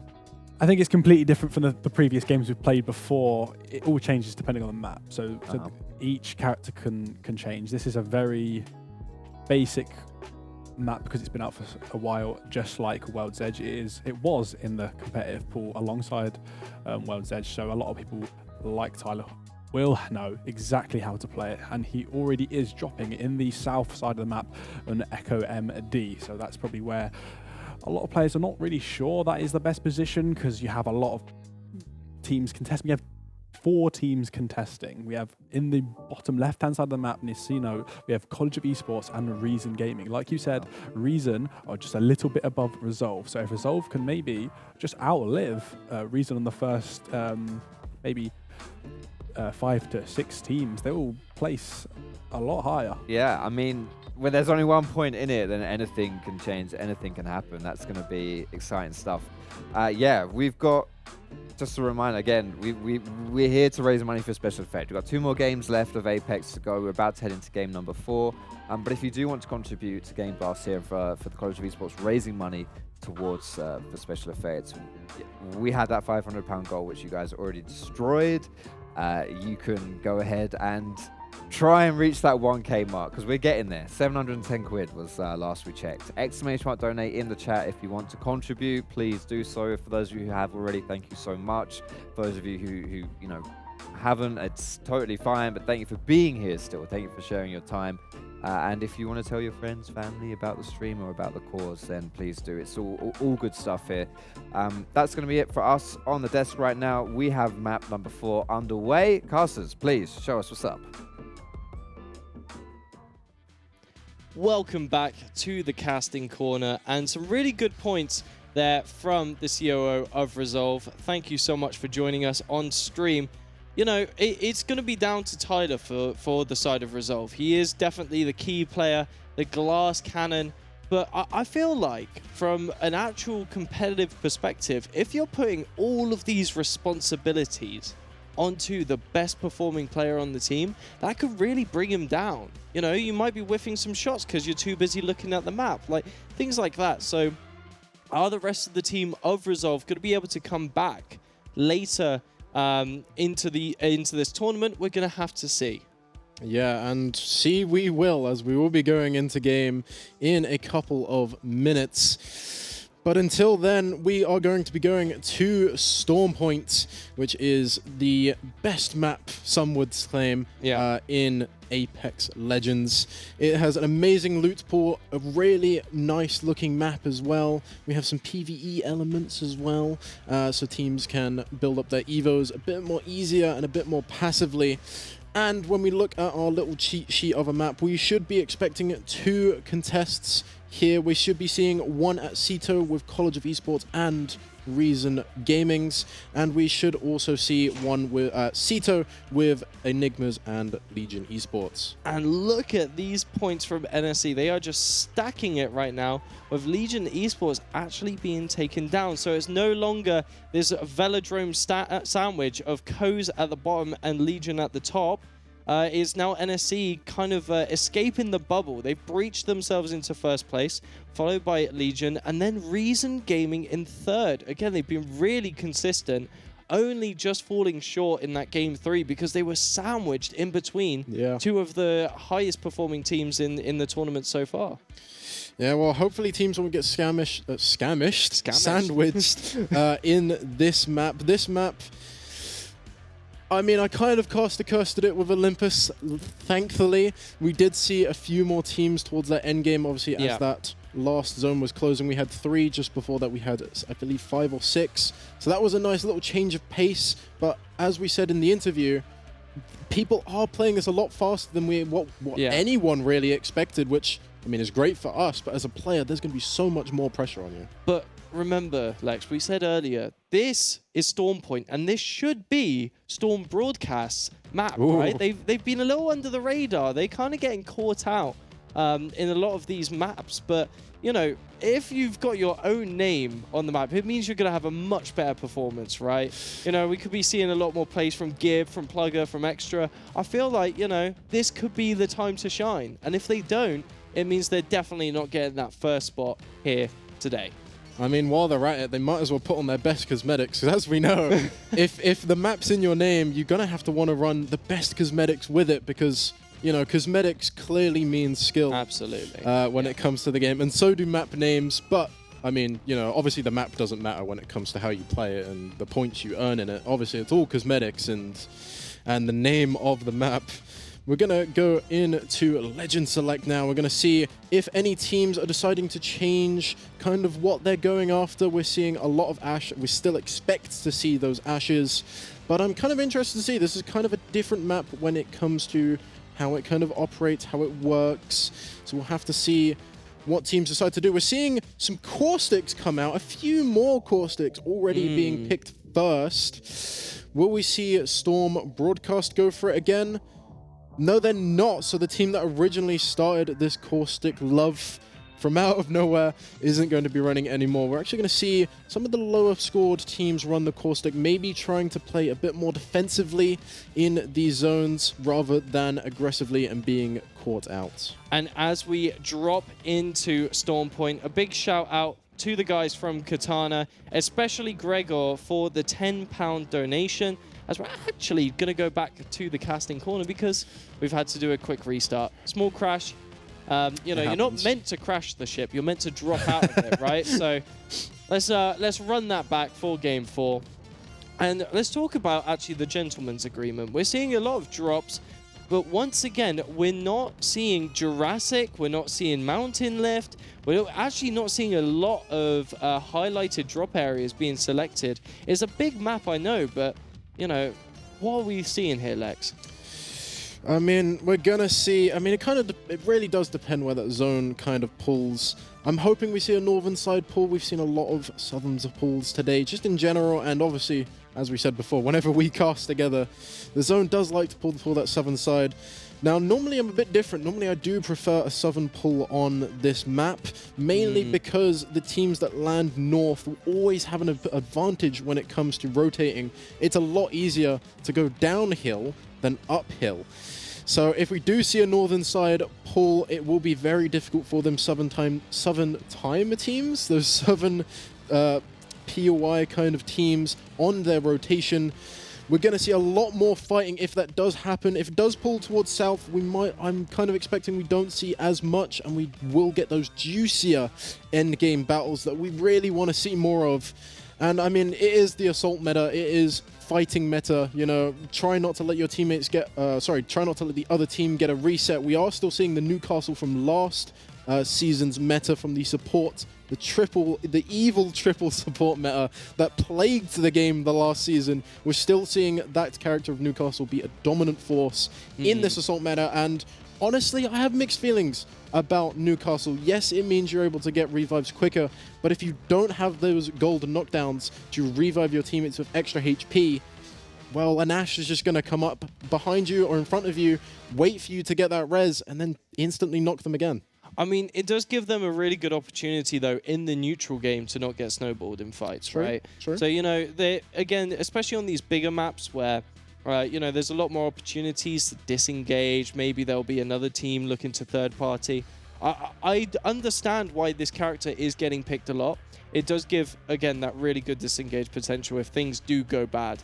That being said, you know, we saw in Game 2 with Noctum Esports getting that Newcastle down and getting the reses didn't mean much if you are in a bad position. So once again, it all comes down to the fundamentals of these teams, and fundamentally, NSC have been storming it when it comes to the scoreboard. So once again, eyes on them, eyes on Legion as well, who've been performing amazing, and Reason really being reasonably placed, I'd say, without the pun intended.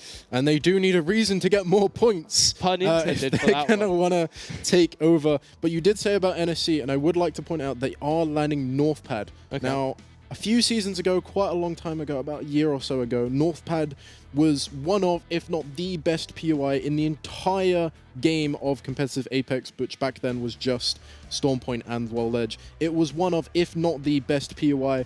Now, that sounds a bit weird. It's not got too much loot. It hasn't got an amazing set of rotations. The reason why it is so good is because, one, it has a trident, which is very beneficial in this map. If you have a trident, you are going to be able to go anywhere on the map easily without much contest, assuming you know, don't drive into a team with an Arcstar. But the main reason why it's so strong is because back then we saw a lot, and I mean a lot, of zone pulls towards Northpad. And if you have the best position in Northpad, you're just going to be able to rain down bullets on every other team. You're going to take out everyone as they start rotating in. And I mean, someone can fact check me on this, but the teams that always landed Northpad back in the day were usually the ones that, if they didn't get first, at least in the top 3 with kills on the board. And if Zone is going to pull when NSC are going, unless a team surprise cons them, which we're kind of hoping so that they get eliminated and not win our 3rd match in a row, hopefully some teams do land on them. We aren't expecting it, but we'll have to see. I mean, let's remember, NSC are kind of like the returning players. I mean, we know that they've reinstalled the game just for this event, right? So maybe they are just bringing in some old tactics. They're a little bit behind on the meta, and that could prove their downfall for this game 4. They are the top dogs. Are they going to be taken down by maybe some of the teams that are a bit more in the loop, like Legion? But we've just actually heard that Legion are down a player for this map. They only have 2 to go through. Sulfur, is out of the game. Powder's gone bust, and his PC has broken. So unfortunate for them. Legion is now not only in 2nd place, but down to 2 players. So really unfortunate. As we're going back into character selects, we're actually seeing another go down from Atlas as well. Oh, typical Apex Legends with their servers not being able to load all the players again. We might have to take another restart. We'll see what admins decide. And because at the end of the day, we want all of these teams to play. I believe we are going to have another unfortunate reset, but we want all of these players to play. They're here to raise money and awareness for charity. And I believe we have some more donations coming. Absolutely. Thank you, Lola, so much for the £25. Their to special effect apparently Meg smells, so they should check what perfume they use, and that is the special request of the donation.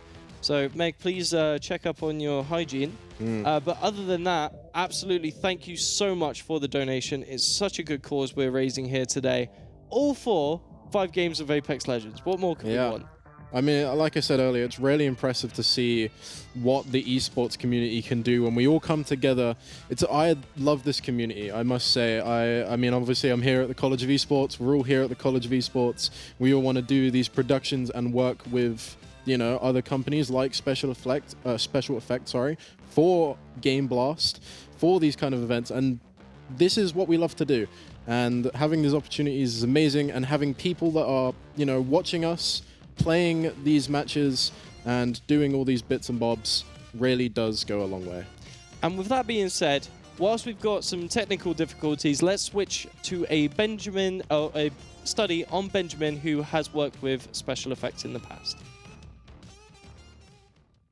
Hello everyone. It's really good to have a robot.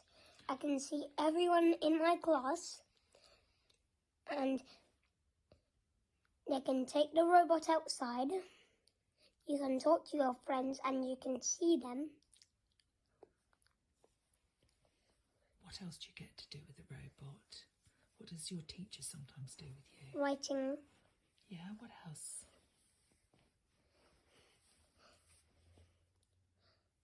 Take me outside to say hello to everyone. Do you do any lessons with your robot? Yes. Yeah.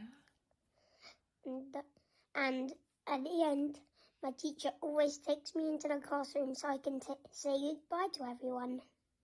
Yeah. Do you like your robot? Yes. Okay, do you want to say bye-bye now? Bye. That's actually really heartwarming, I've got to say. So that was. Yeah. Big ups, Ben. And let's go back to some bloodbaths in Apex. Yeah. With that being said, so it's quite an interesting dynamic that's just unfolded. Yeah, we're going to go back to Apex. The lobby should be coming back soon, hopefully with a full 60 players this time. If it will happen, I hope so we don't have to restart. yeah, Sulfur is still out of powder at the moment, so yeah, no energy there from his PC booting up. But, you know, that could be really detrimental to Legion. You know, these are the reigning champions of the Gameblast Apex Legends tournament, right? These guys are definitely something to be reckoned with. I mean, without Palmer on the team, they've shown to be a little bit weaker so far. But maybe Palmer needs to set out from the host desk. But with that being said, he seems really excited, actually. But we're back in action. Atlas, once again, has got all 3 members back on the team. It's just Legion Esports that are a player down. Wow. That's really unfortunate for your second seed team so far. Also, no, I thought we got another donation. Well, I guess this gives me a chance to talk about what actually happens. What should you do if you're down to just a duo, especially from the beginning of the match? Well, firstly... Great. What do you do, Lex? Well, Louis, let me tell you. They're going to be running the Ashe. Obviously, you have to run the Ashe, especially if there's just 2 of you. But they're also going to be running the Conduit, who's not a legend that has seen meta since her release, however long ago, about a year ago, probably. They're also probably not going to take their contest Cito, which is their best POI. Not to, you know... dox them, but you just have. Well, not to, you know, toot my own horn, but I have taught them how to play Cito correctly when it comes to their on-drop fights. And I will be very upset if I see them take it. Maybe they'll still take it, maybe just to have a bit of fun. But they're going to have to keep points, and I believe they are actually looking to continue their contest at Cito. Yeah. So that if they are able to find anything, they're going to have to find it quick. Yeah, and they are going to be going into, once again, another team. As you have said, this team in question is going to be SCL Enigmas. Now, this is one of the student champs teams as well that we're going to be seeing. As Eyes actually go into Reason Gaming. They found some reasonable loot here to start the round 1 of the zone. We'll be getting some ammo too. Very nice. It's like looting simulator at the start. Just nice bit of farming. Nice and peaceful. But we actually are seeing Guardian from TCS6 getting 2 knocks there onto Noctum Esports. Jack going down. The big boss himself has found himself a really sticky situation, but his eyes on Legion Esports. This Conduit in action for the first time, I believe. I believe we have 2 Conduits in this match. I could be wrong. Really? But I believe we do have 2. Yeah, so I can actually see we do have 2 Conduits. So 2 legends that we haven't seen today. And I didn't really expect to see at all, but when you only have 2 players, you're going to have to get those quicker resets during the fights, not even in the middle of them, like actively during them. London Legion are going to have 2 players start to rock up below them. They're not going to be able to do anything yet. I believe they actually did. They did get a knock, so it will come down to a 2v2. Legion, if they are able to, they're going to have to try and prevent the resets. I do believe they start to stop the reset. One does go down. It's a 1v2, and Legion are going to go down. The Maggie lives on 1 HP. That is really unfortunate for the team. Qualities you did believe, but it did not go through. As once again, Enigmas are going to be the leading squad for the start of this Game 4.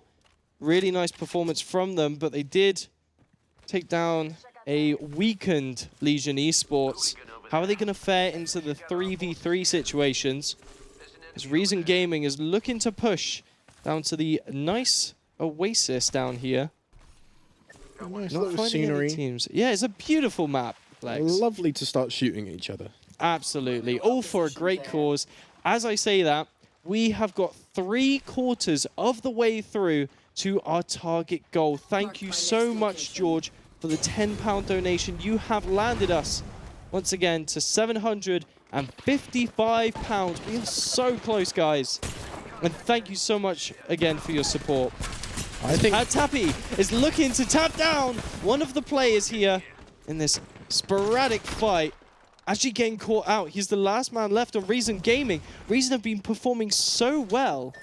Yeah, but they're going to go down to Coz, which is a team that have only earned, I believe, 1 point going into this match. So already, by getting that confirmed kill on the Ballistic, has doubled their score from 3 games previously to now adding on to this one. Even though they did lose the lifeline, they are going to be able to get the reset. They will be able to get themselves a 2nd kill on the board. Now, the other team will be able to reset. They did manage to get away. Coz aren't going to play too aggressive on them. But there is still more points on the board for them, which will hopefully get them out of that last place kind of zone. Yeah, I mean, fantastic from Coz. They really are multiplying their scores right now. You know, Coz are a team that come from very different games as well. We've got Wabam from Halo. We've got Kreki from CS. Right now, it hasn't really been converting into Apex, as the converter actually goes down from Oxford fighting Atlas. This is going to be an interesting fight as all Hellfire is going down. 1 knock on each side. Jackie looking to push through, but a little too slow there to find anything. Shield Cell going through. Ooh, peeking through the doors. I believe Atlas, they did manage to get the reset. They have 2 reset characters. They're looking to finish up this fight, and they will do swiftly. That's going to be Oxford going out. Yeah, I mean, they were really knocking on Oxford's doors right there, looking for a degree themselves. But yeah, Atlas have the whole world in their hands, looking to get some nice loot, pushing through to round 2. NSC have lost 1. That's interesting, but they do get the Trident, so they do still get those rotations that you were talking about before the game started. Are they going to be able to find much with it? That is the question. I'm not quite sure who has managed to take out one of them, but this is what the entire lobby needs. They need NSC taken out early. If NSC get a 0-point game, and London Legion have also been taken out, you know, teams from 3rd to even about 6th, 7th, 8th, this is their time to start building up the bank of points going into that last match. But NSC do have that Trident, and as you said, they are able to rotate, so they are going to survive for now. How long they're going to survive is the question. Yeah, I'm surprised Newell haven't put a bounty on NSE yet if they were to get taken down. I'm surprised the whole lobby haven't put a bounty on them. I'll be completely honest. A gentleman's agreement to take down NSE at all costs, because once again, it's proven why they host these tournaments, because they know every in and out corner of World's Edge, Storm Point, Olympus. I mean, yeah, they've just been having an amazing performance so far. As eyes on Raid now, we've not seen Raid for a little bit of time. And how are they doing? Well, they're in 6th place right now. They've got 1 knock on their team, so 1 point going towards them so far, with 16 squads remaining. Let's have a look at the map, as we see Atlas actually in possibly quite a tough spot. I mean, they're kind of getting sandwiched by everyone, zone included. They don't have much of an option but to just push through. As we see in a lot of action in the top side as well, Noctum might be finding a fight against Raid quite shortly. T6 are actually hiding in the wall area. They're waiting for a team to take the zips up. This is an amazing play. It's really hard, especially without any form of recons being in the meta. It's impossible for teams to know unless they maybe get a glimpse of hearing or just of common sense that a team will be camping this zipline. And this zipline is going to stop probably about half the teams from being able to actually rotate into this next zone. And I did just see Storm Broadcast unfortunately went down. The team that you thought would have a buff in this map have fallen short. Yeah, I mean, the Storm has been but a breeze so far in this tournament, as Raid is actually going to be the one stepping up, looking to go up this zip line right here. Who are they going to be meeting? As right now, it's going to be going straight into the hands of T6 if they're not too careful. No recon, no eyes inside the building. Are they going to be aware as, once again, one gets knocked from Raid? They're looking to fight back. They don't find the knock themselves. One man remaining. Once again, it's going to be the Devil. Is he going to be brought back to hell? It's a 1v1. They're really struggling to find anything, but they are going to be able to get some shield cells off. They're shooting back and they take control. T6 going to fall, and but Raid get third-partied. They got third-party by Noctum, the team that are trying to get more points on the board. A little bit of BM comes out as well from Jack. That was an amazing third party for them. They're the only team in wall, which is where the zone is kind of pulling. I don't think it's going to pull all the way to wall. I think it's going to pull towards the center, where CRC Inferno, for example, are kind of right now. They're looking to waste resources on their teams in the buildings opposite. Will they be able to get anything out of it? I highly doubt. I don't think they should be fighting. They're in the middle of zone. Every team's going to kind of start moving towards them. And this is perfect, by the way. We have 13 squads left with, you know, in Storm Point, this is a map where teams should be staying alive, should have a lot more of a fun endgame. And what we haven't seen so far in this tournament is exactly that. Yeah, I mean, it's going to get very heated very quickly as Enigmas are kind of getting backed into a corner here, literally, as gunfire is raining on. A really good opportunity could be rotating here on the top of the hill. But Enigmas, they're just going to heal for the time being. Aston getting a stim pack down. But who is round the corner? Well, it's none other than what I believe to be Fnatic. Just looking to make a play as Atlas is rotating up the hill. All of these teams are going to be rotating now. The zone's going to close, the zone 2, sorry, is going to close in 20 seconds time. That's where every team will know where that third zone is. And once you find out where the third zone is, that's kind of where you know exactly where this match is going to finish. Yeah, and once again, if we are on our penultimate map here for the Apex Legends tournament for special effect, we are 3/4 of the way to our goal, everyone. That final push will be so appreciated to once again donate £1,000 to such a good charity.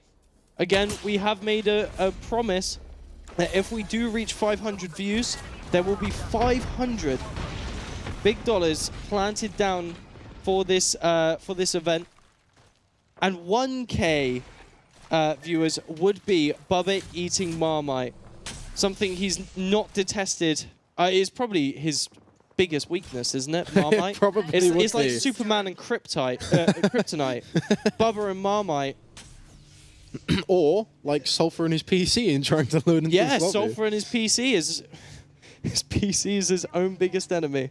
Yeah, well, NSC, they did lose one earlier on, we saw. They are back to 3, and they are in a beautiful place in this zone, controlling Spider's area. If they don't get jumped, they could be in a really good position to win this match again. Currently, though, Resolve going to be taking a fight and do win it swiftly against TSQ Esports. And they will be able to get that reset over by the water area of Cascade Falls. Yeah, really unfortunate there for DSQ. I mean, they were kind of getting cut out there by the zone, and that choke point there, so unfortunate. But I know Fred Monster and Yo-Yo are going to bring this back for the final map, I'm sure. But here we see Katana Gaming, the COD Kings, I would say, of this tournament. They're not Apex players at all, but put them on Rust, and you wouldn't want to even touch the map because they would be popping off. As they are, once again, finding a nice little corner here of the world to just rest up for the next fight. But here comes Fnatic. Looking down, their iron sights is very much Katana Gaming. Don't want to go for a fight just yet. Instead, it's just going to be a very slow and steady neutral game here. Couple pot shots going either way, but Atlas are the ones that actually might want to try and make a play. And let's get a listen in.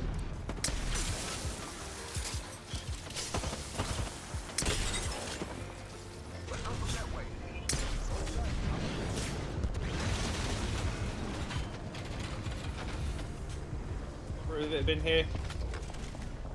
Are they inside? Yeah. You gotta come out the front, otherwise they're gonna take a little bit of storm damage. Because we're up in the open, it's a bit hard for us. Yeah. We're good. Team bottom left. Yeah, down there. Yeah. Jack from a heal as well. Yeah. Do you need a bat? No, I'm good. I'm just using. I'm at shields. 30% of my ult. Anyone got ult XL? No. No. Okay. I have a tower though if we need to get down. Yeah, but they're gonna I have to do. drop through the front, aren't they? I'm just saying. If we is that in zone? We want to take that wall. We want to take that ideally. So then we've got that. And they're going to be on top of Atlas. We heard they have some ideas of how to get out of here, but without having that Newcastle ultimate online, they're going to really struggle to hold a position once that zone comes in, but they will have the advantage. Atlas, who are below them, will have to jump down to get to them. If we look on the other side of the map, though, we can see Resolve dealing out an immense amount of damage. Tyler getting a knockdown. They're going to be fighting Enigmas, the team that took down Legion Esports at the start. And they themselves are going to be started to be taken out of this match by Resolve. Resolve, they've seen that second place has opened up and they have decided to take it for themselves. Enigmas will be able to get some reset potential, but it isn't going to come without some pushback. Resolve really looking to get some damage out, and damage they are finding. The Spitfire, a gun that hasn't seen meta in a long time, is finally come back into Tyler FS's hand, but he's gone down. They're somehow taking this back from Resolve. Some nice shots from the car, but it's not enough. Resolve are going to fall. And there lies Jeff, the final man to get knocked out for Resolve. A really nice amount of points they got from elimination, but Enigmas are looking to push here. It's just a rock to their name. As the rest of the team's Atlas here has such a good position. Newcastle barriers as well, gonna complement it nicely. And look at these pot shots going through. What can the enemy team do right now? It's just Noctum looking to fight through the shadows, as they're actually gonna find Enigmas here, I believe. There's still Fnatic, there's still NSC, there's still so many teams left running the gauntlet, but there goes Newcastle. The Abyss, grenades. the spam, the bullets. It's going to be a little too much. And you asked earlier, what could they do? They can't really do much. They're being bombarded by grenades, by arc stars from two different teams right now. Enigma's got themselves that kill on the board that is perfect for them, but they're still squished themselves. They will be able to find a respawn for Noctum. They seem to be really good at that.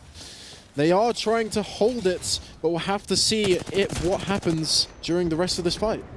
Yeah, I mean, Sarah's getting some nice laser beams off onto the side of Enigmas. All they have, once again, is this rock to play with.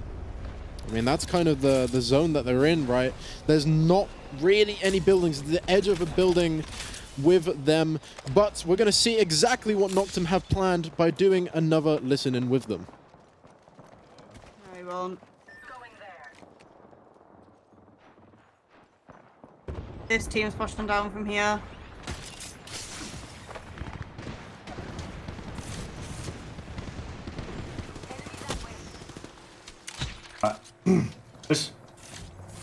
I think we go topside, guys. We need to go topside. Yeah, hearing out. Following you now.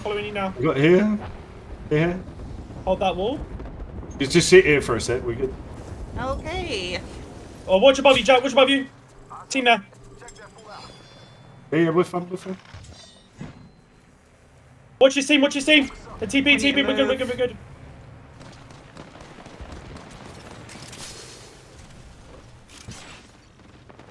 Came on our right as well. They just dropped down on the right. Yeah. Yep. Insane. We gotta watch his team as well here. Right in front of us, I'm healing. Shoot. Weak. Behind. Watch above. Dead. Nice. Pushed again. Yeah. Dead. Nice. Team white. Second team. He got Q. Yeah, hold him. I can't, I'm down. 2. Shit. You got time. Oh no, from Noctum. 2 squads remaining, and it's going to be Enigmas versus NSE once again. How have they done it? The big organizers, and it just feels like the house always wins. And here come Enigmas once again. Not in the high ground, but it's not over for Anakin just yet. It's a 3v2 situation, I believe. It's a 3v3. 3v3. They did manage to take down London Legion, so will they be able to take out the next player, the next team, sorry, that are standing in their way of first place? It will be NSC. They are looking to win 3 games back-to-back. Enigmas could be titled the best student champs team if they're able to collect the dub here in this team v team 3v3 situation. I mean, eyes on Caps right now. Has the ultimate, doesn't want to deploy it just yet. They A find nice one. knockdown. There's one. Are they able to find the second on the high ground? They find 2. They're able to do it. There's one more player in their way from stopping NSC from taking the 3rd map back-to-back. Will they be able to find it? They're hiding on top of a rock. They're Red trying shield. to climb up. They're not able to. I believe it's a lifeline. The Newcastle is going to try and ult them off. I believe, no, they didn't manage to push them off, but they did get a reset. NSC are back to 2. It's going to be a 2v2. Will NSC be able to close it out, even with the odds against them? So much damage is coming out. They're finding it. It's a 1v1. Who's going to take it? Will NSC take it back-to-back, or will they be finally stopped by the Maggie? The armor swap did come out. They're looking for as much damage as they can get, but Enigmas take it with 1 HP left to their name. This Maggie is absolutely mad here, taking down NSE.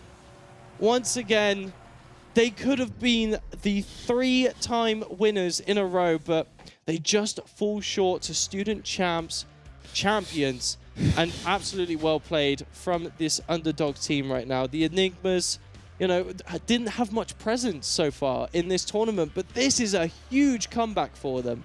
As once again, we're going to bring this over to the hosts, who are going to give it a little bit of a review.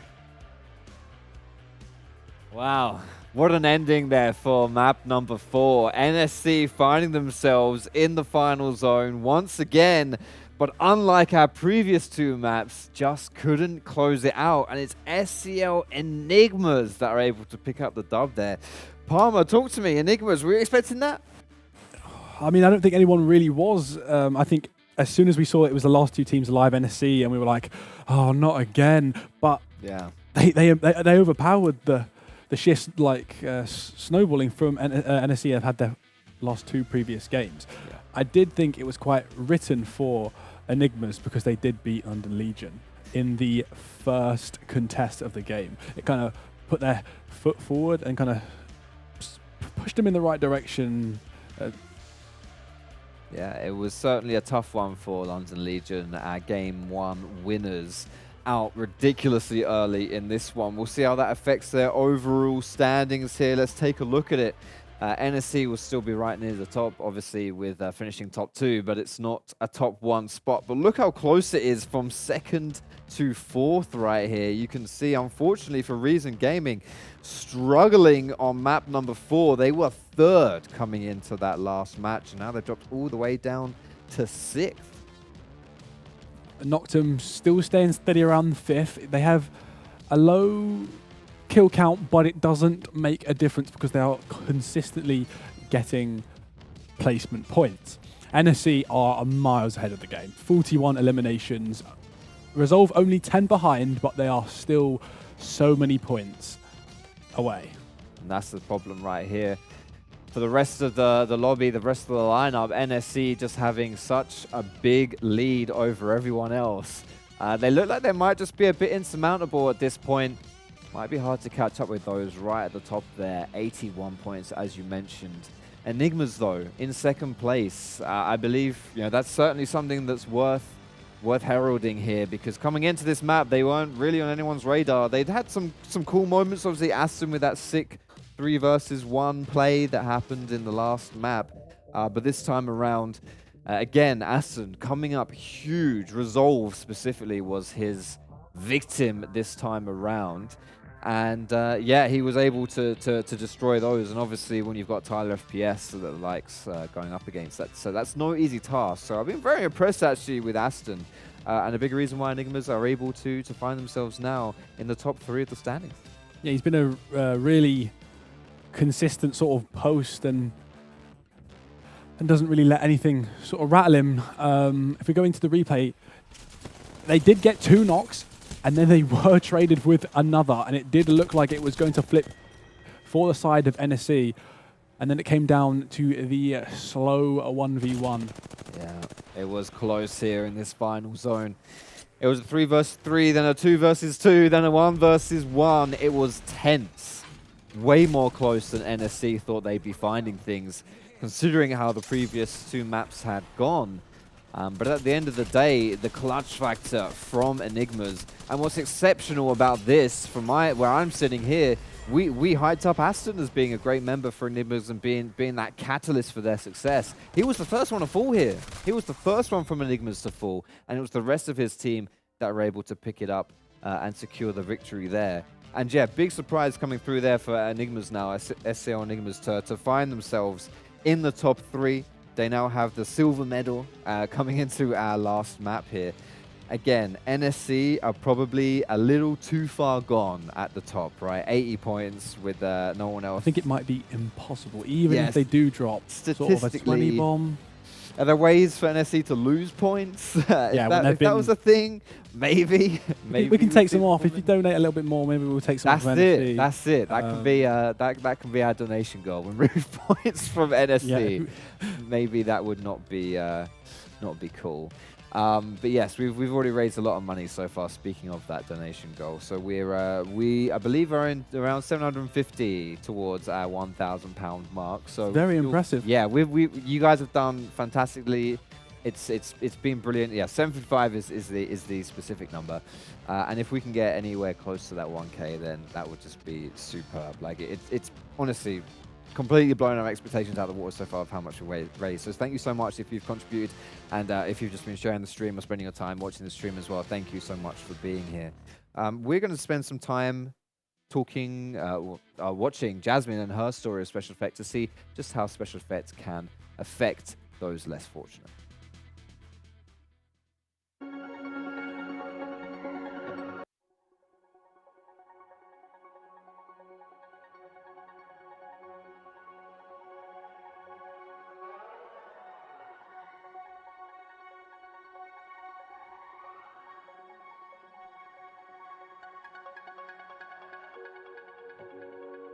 I came to visit Special Effect because I was finding it hard to play games. The troubles I was having was the Xbox controller was a bit too heavy. It felt like really heavy, and I couldn't reach all the buttons very easy because I wasn't very well, so I had to, my hand was sore, and then I was struggling to hold it, and then I had to be quite innovative in the way I played.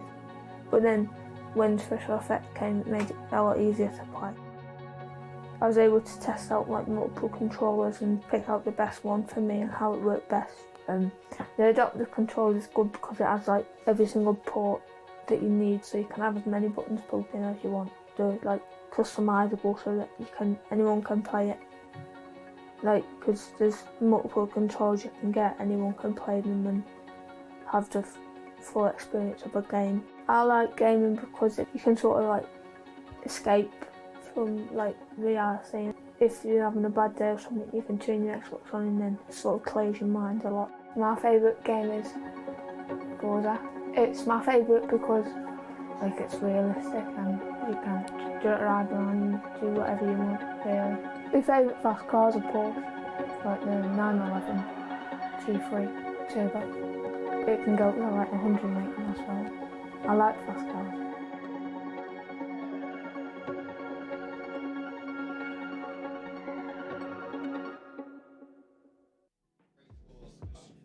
Being those physically disabled to enjoy gaming the way that we take for granted. And story of Jasmine there. Yeah, the fast cars. What, are you a bit of a car man yourself? Do you like Somewhat, that? yeah. Somewhat? Yeah. Can't drive myself, but it's nice to watch, especially Okay. Formula 1. Formula 1, okay, yeah, that's cool. What do you think about, what's his name? Hamilton's now at... Ferrari. Yeah, the reveal was a couple of days ago at the O2 Arena. Yeah, it was fantastic. Cool stuff. Excellent. Yeah, see, I know my driving stuff. Absolutely. Oh, yeah. I'm a Cars, pro at cars, that. cars. You know what else I'm a pro at? Tell me. Apex Legends. Are you? I didn't know that. What do you play for? I'm London Legion, right? I'm a bit of a if only. I'd do better than I did last time. That's for sure. Scrubs. At least I'd connect to the server. Yeah, unlike Sulfur. No, I'm a part of the Royal Regiment. Yes, our home turf, the King's Canyon. What can you tell me about the King's Canyon? The OG of the OG maps. The King's Canyon has been around for donkey's years, Dan. It's a very, very... Do you see that? Ooh. Did you see that? was Mr. Lex that? Qualities. Well, he's lurking around. And Procaster. How much just donate did he? 25. 25. That brings us pretty close to the 800 mark here. So we're only 200 away from our 1K. So thank you so much, Lex. Appreciate you doing a great job today. Thank you for contributing as well. Terribly rude of you to interrupt. And let's talk. No problem. It's all for the greater good. Yeah, so no, but do tell me. That will be our last game of the day here. Game number 5 is on King's Canyon. So yeah, talk to me. Talk to me about it. What are we expecting to see coming out of this one? I can't even tell you. The first 4 games have been on NSC's favour, and I would like to see more teams in the top 5 and give it a bit of a cycle, and maybe push NSC down to the bottom so that if they get taken out early, it gives a chance, just a slimmer of a chance, that anybody in the second and third could win. I think Enigmas might have a chance, maybe if they drop a ridiculous 22 kills and get a win. Yeah. But the likelihood of that happening is very low. So if we just talk about the teams that you want to see maybe place in the top 5, because I know NSC would probably crown them at the end of this. So who would you like to see second or third? Yeah, I mean, as you say, NSC really are heads and shoulders away right now. But if we looked at like from second, third, fourth, fifth, sixth, even down to 7th and 8th, it's pretty close. Pretty close stuff here. We're all scrapping around. I think there's maybe like 2 or 3 points in it between a lot of those teams. So for me personally, I want to see if Reason can get into that top 3, because they were flirting around there and didn't have a great showing in the last map. But to be honest, I just want to see the chaos, because don't forget that Resolve told us if game 4 didn't go their way, that they'd be dropping on top of NSC's head in game number 5. And speaking of game number 5, we're ready to get with you on the action. Casters, please take it away. And welcome back to us for the last game of today. It will be that King's Canyon, where we finally find out who is going to be our champion in this event. Louis, you have a team you want to talk about from the last match. Yeah, I mean, let's spotlight Enigmas, right? Because we haven't really had a chance to put them in that limelight, but they've really deserved it in that game 4. They've climbed up the leaderboard quite swiftly as well. Kind of just sitting in that top 10, but now this has really brought them into the top 3. And, you know, they're a team that participate in student champs, right? Like a lot of other teams. We've got Middlesbrough here, we've got T6, and the Enigmas. And this team, they placed 3rd in last split. They've also played in Game Blast in the past for 24, of which they got top 4, they believe to say, so 4th place. You know, they're definitely not a team to take down at all. And they're definitely going to be one of the big contenders for NSC. You know, NSC are currently the raid boss of Apex Legends right now. And everyone needs to come down to take them, because they are sitting double the points nearly of the SCL Enigmas. They need to be kind of one of the teams to go out first. Otherwise, they really are going to be reigning as the victors of this tournament. Yeah, I think if they go out early, there's a slight, and I mean slight chance that they could get some, you know, they could win the match. They could win, well, they're going to have to win the match. They're going to have to win it with kills under their belt, and everything that NSC earned during this match, they're going to have to earn as well. So, I mean, if I'm honest, teams should really be jumping on NSC because, you know, they've already won 2 of the 4 games played so far. If they even make it into the top 10, even with 0 kills, I think that will basically solidify their win. But it's Apex Legends. Yeah. Anything could happen. Yeah, I mean, it will have to be the communal Hail Mary just to stop the Titans National Student Esports. I mean, these guys, they've only reinstalled the game for this event. They've been on an absolute teardown. The chat thinks they're cool, calm, and collected, and as they have been cold as ice on these maps so far, it's going to be really interesting how they go into Game 5. Is it just going to be, you know, the victory lap for NSC? Are you just going to get a couple kills here and there, just have a nice little dance around in the final zone? Or are we going to be seeing something really interesting here? As we are going to be going on to Legend Select. I mean, you say interesting, and one thing I'd like to point out as well is NSC will be landing at Hillside and 2 Spines, which sounds a bit weird. They're not named POIs when it comes to Kings Canyon. They're 2 kind of positions in the middle of the map where normally no one would really land. You know, maybe 1 or 2 teams at the most in an average game. But if teams are really going to do what they said and they are going to con them off the drop, that will be interesting because that is not great for loot, especially for a contest.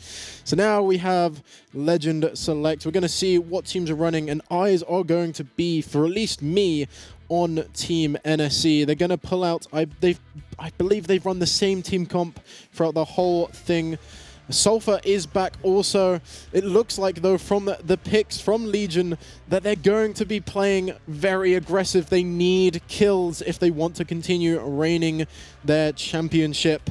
And it is a tough climb to hill. The only team that won't be sweating right now is going to be NSC. Yeah, and just a reminder, once again, we are doing this for special effects. This is Gameblast25.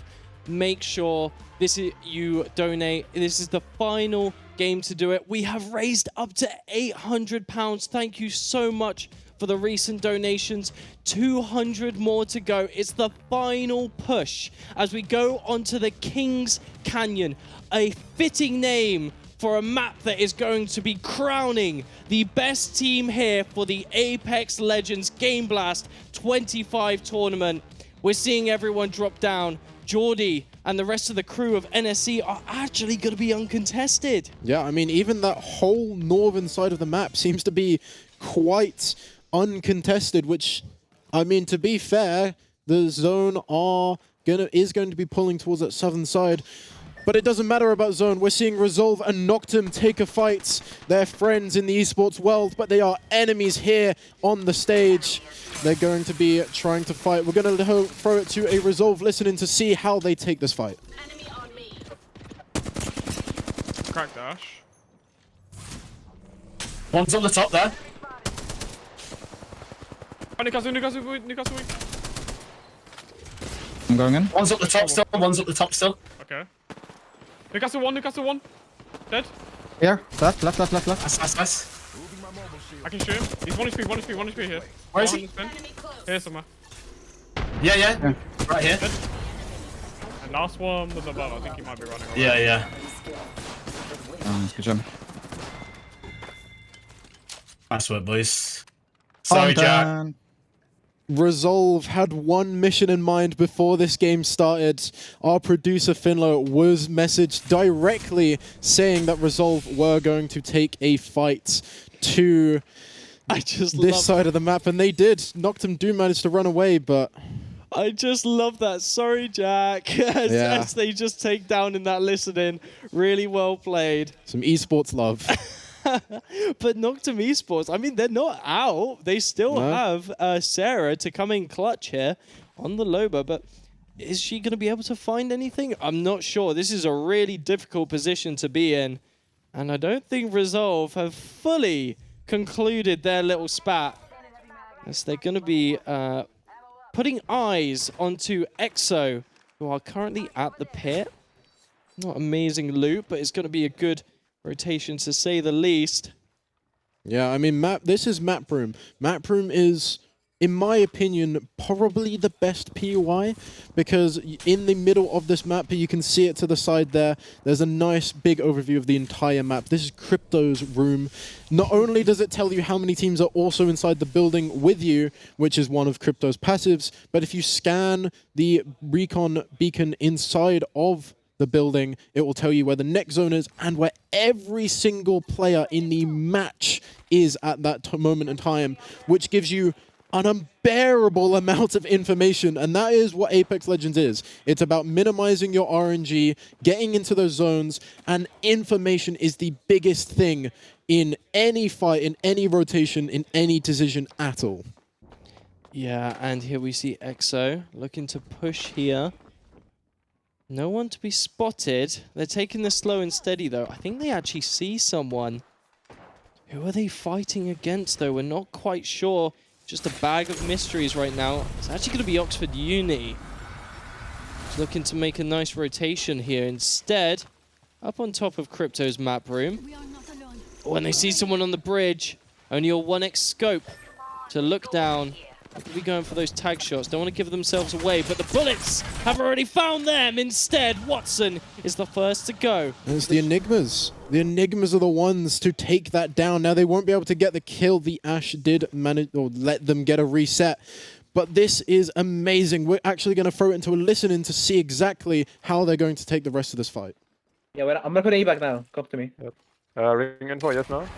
Wait. Yeah, you guys do that. I'm gonna... Camera. Yeah, nice. Yeah, you guys do that. I'm just gonna watch over. They're fighting. I'm watching over this. Yep. Nice. Market ending, caustic treatment outside the buildings. Late zone probably pulling towards the left side. Yeah. Wait, continue. They're still fighting. They're still fighting. Yep. Evac is still there. I'm taking evac up.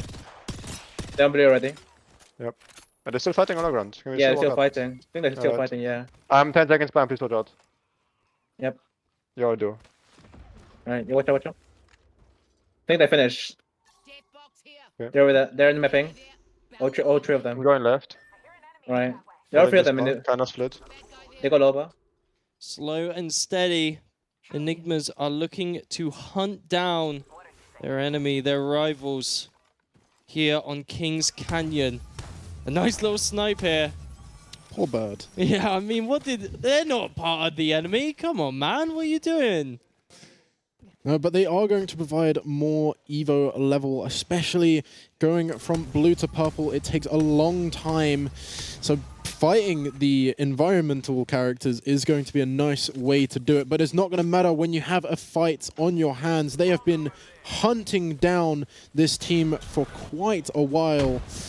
Resolve and Katana are also going to be taking a fight on the other end of the map. Resolve have been stuck here pretty much the entire match from their early contest on Nocturne to now trying to hold the position even though the zone isn't going to pull on them. And it's going to be Tyler FBS finding the knock on their side.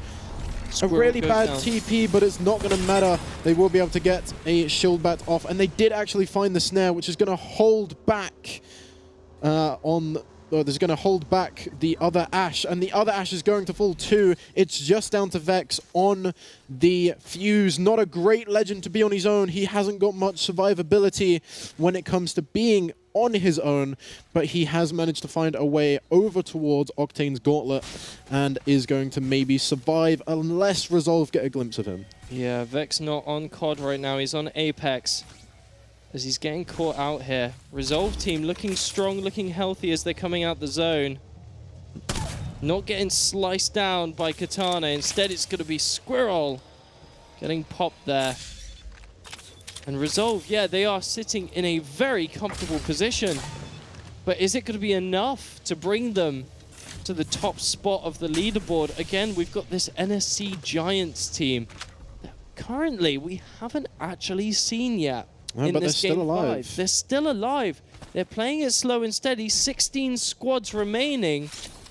Someone needs to take these down quick because they have a bounty on their head. Right now, we're seeing a nice little dive here coming in from Reason Gaming, missing the shot. A big whiff. Not going to get them down just yet. No, they're actually using the altar, but it's not going to matter. Some amazing shots have come out for them. Middlesbrough are going to lose one. They've changed up the team comp. They're pulling out the Wraith to try and push their fights more.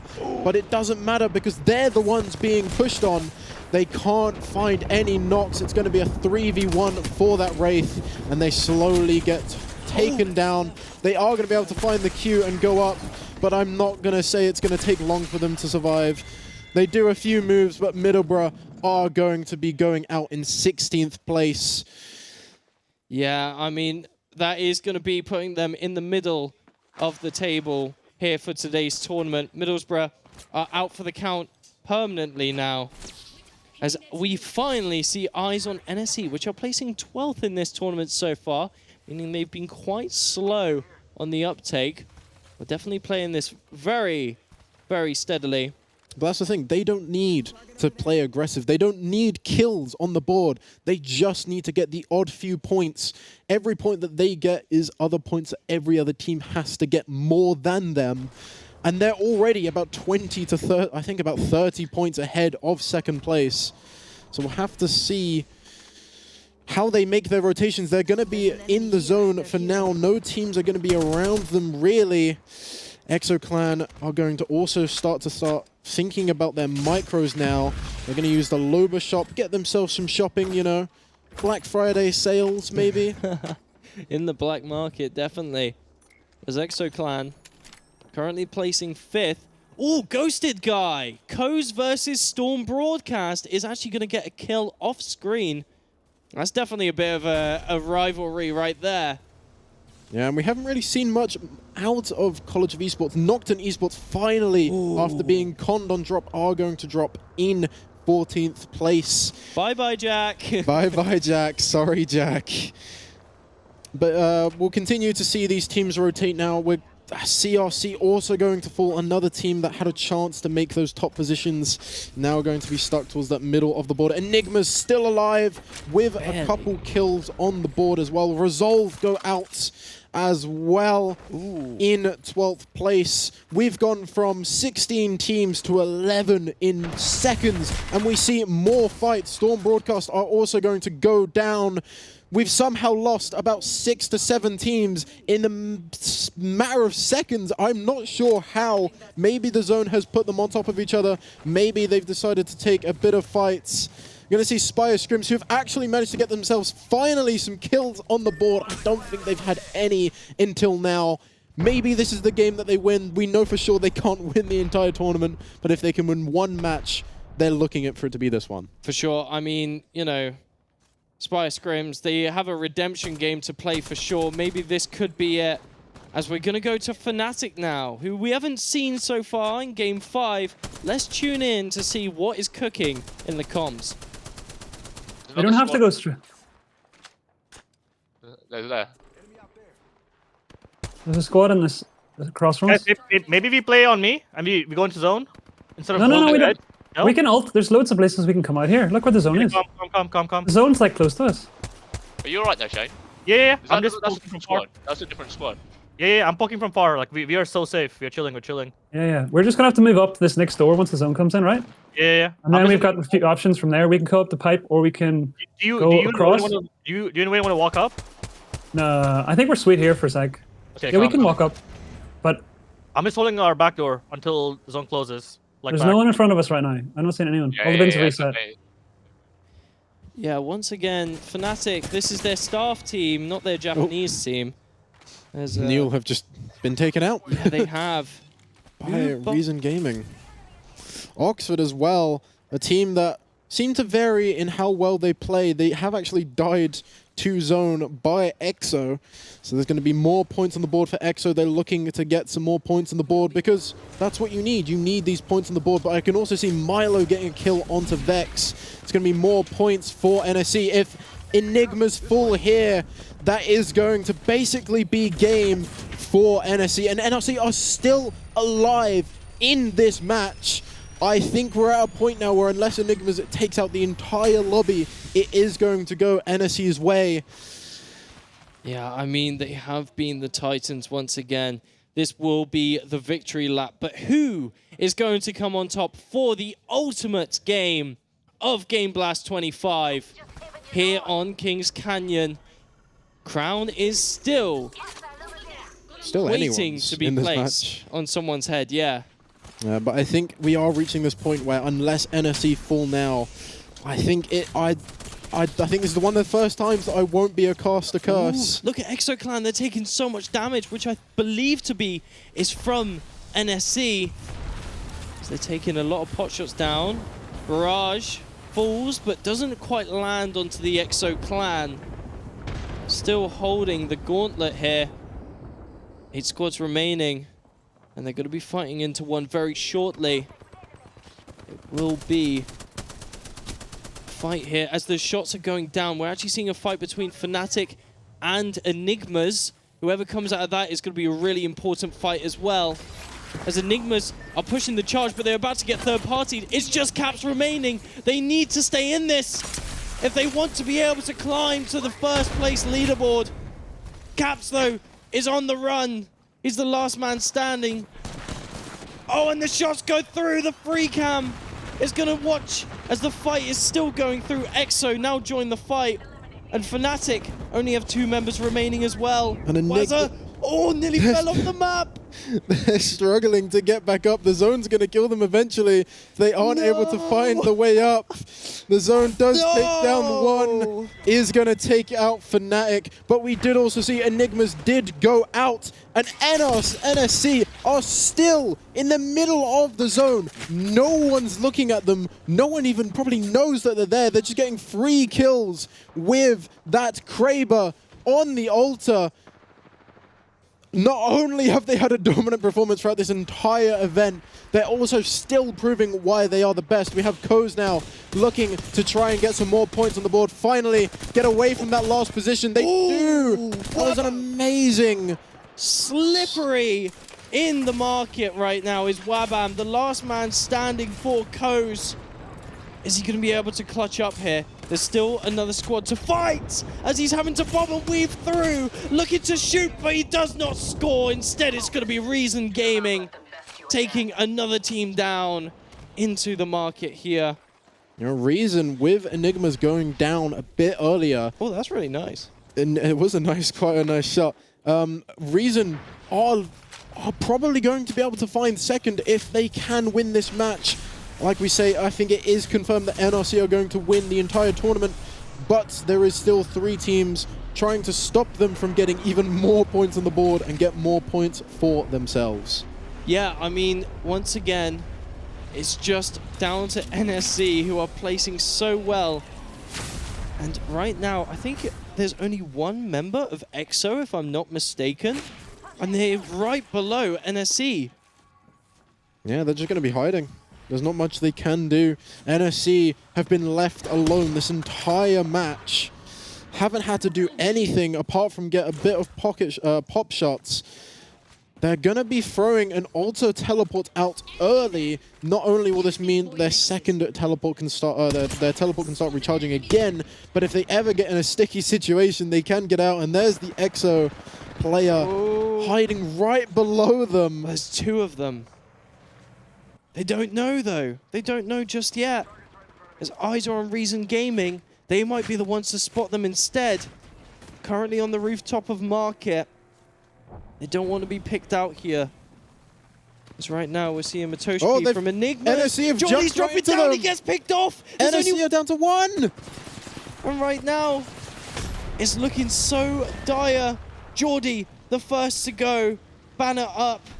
Is he going to be able to get the res, though? No, he's not. The shield is trying to hold on. ExoClan, they're looking to take down the Giants in this ultimate game. EXO firing through.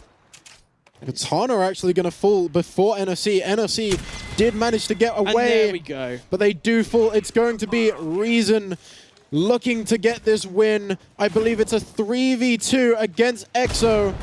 Reason have the advantage. They have more players. They look for the no-scope. They hit it! No-scope! What an amazing no-scope. And I'm so glad we caught it. Reason Gaming are going to take Kings Canyon and get themselves so much points on the board. That is the round-ending montage clip. And once again, that is just what a way to end this phenomenal broadcast, this phenomenal tournament for Special Effects. Congratulations to them. And, you know, are there any final words before we go to the ultimate points? You know, we still don't know who's first, second, third, and so on. I mean, we have a pretty good idea. We have a somewhat idea, but second and third definitely is what we don't know.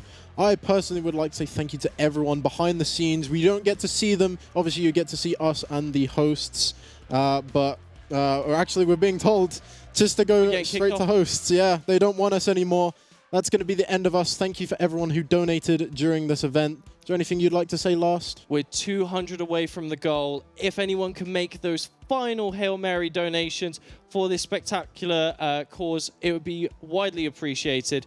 Otherwise, it's been a pleasure casting these 5 brilliant games. I've been Lewis Gilton. And I've been Alex Reese. And let's go to the hosts. Well done, gentlemen. Good job today. 5 games of Apex, all sorted, all finished. And it's Reason Gaming who come out on top in that last one. But of course, it wasn't just one game. We had 5 games played. And overall, it was NSC. NSC, I mean, we don't have... Yeah, I don't need to show you the scoreboards. They were a little bit too far ahead of everyone to get caught up in that last one. We'll get to talk with one of the NSC guys in just a little bit. But before then, game number 5, map number 5. What are your thoughts, Ellis? I'm very, very impressed with Reason Gaming. We saw a lot of frags of them in the widespread of all 5 games, but it wasn't really the placement that they really wanted from 1 to 4. But I mean, they definitely pushed themselves for the final game, and maybe it just kind of shoved them up the table just a little bit. Yeah, I wouldn't be surprised seeing them in top 3 for sure. So let's take a look and see where everyone finished. Yeah, top 3 it will be. Second place for Reason Gaming with a 69 scoreline. Resolve in third. But yeah, NSC just could not be dethroned. They're going to be your overall winners here at the Game Blast College of Esports 2025. 91 points. But somewhat surprisingly, maybe, same amount of kills as second and third. You saw that. So 44 kills for Reason, 43 for Resolve, and 45 for Reason, 43 Resolve, and 44 for NSC. So actually kind of equal as far as it goes for the kill score, but just that bit more consistent. Let's take a listen now at what Geordie has to say. We've got an interview coming up here. He's one of the NSC winners here. Geordie, how you doing? How you feeling after that game? The whole match there, you did it, mate. You did it. You smashed it. Thank you. Well, I wouldn't say particularly me smashing it. I think Miles and Ollie are definitely the carries of the team. But it was really good fun. I haven't played Apex in a long time. I think the last character that I remember coming out was Horizon. So yeah, I definitely wasn't the the big winner for the team, but yeah, it was really fun, and the boys smashed out of the park. It was a pleasure to watch you. What was your expectations sort of going into these 5 matches?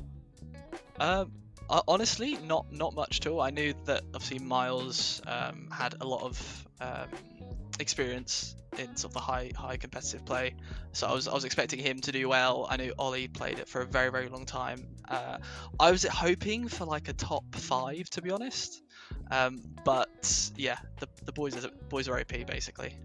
Completely smashed that though. Yeah, top 5 to first. Yeah, exactly. I mean, top 1, top 5, it's similar. I think you'll take that away. I mean, you guys were head and shoulders above everyone else today.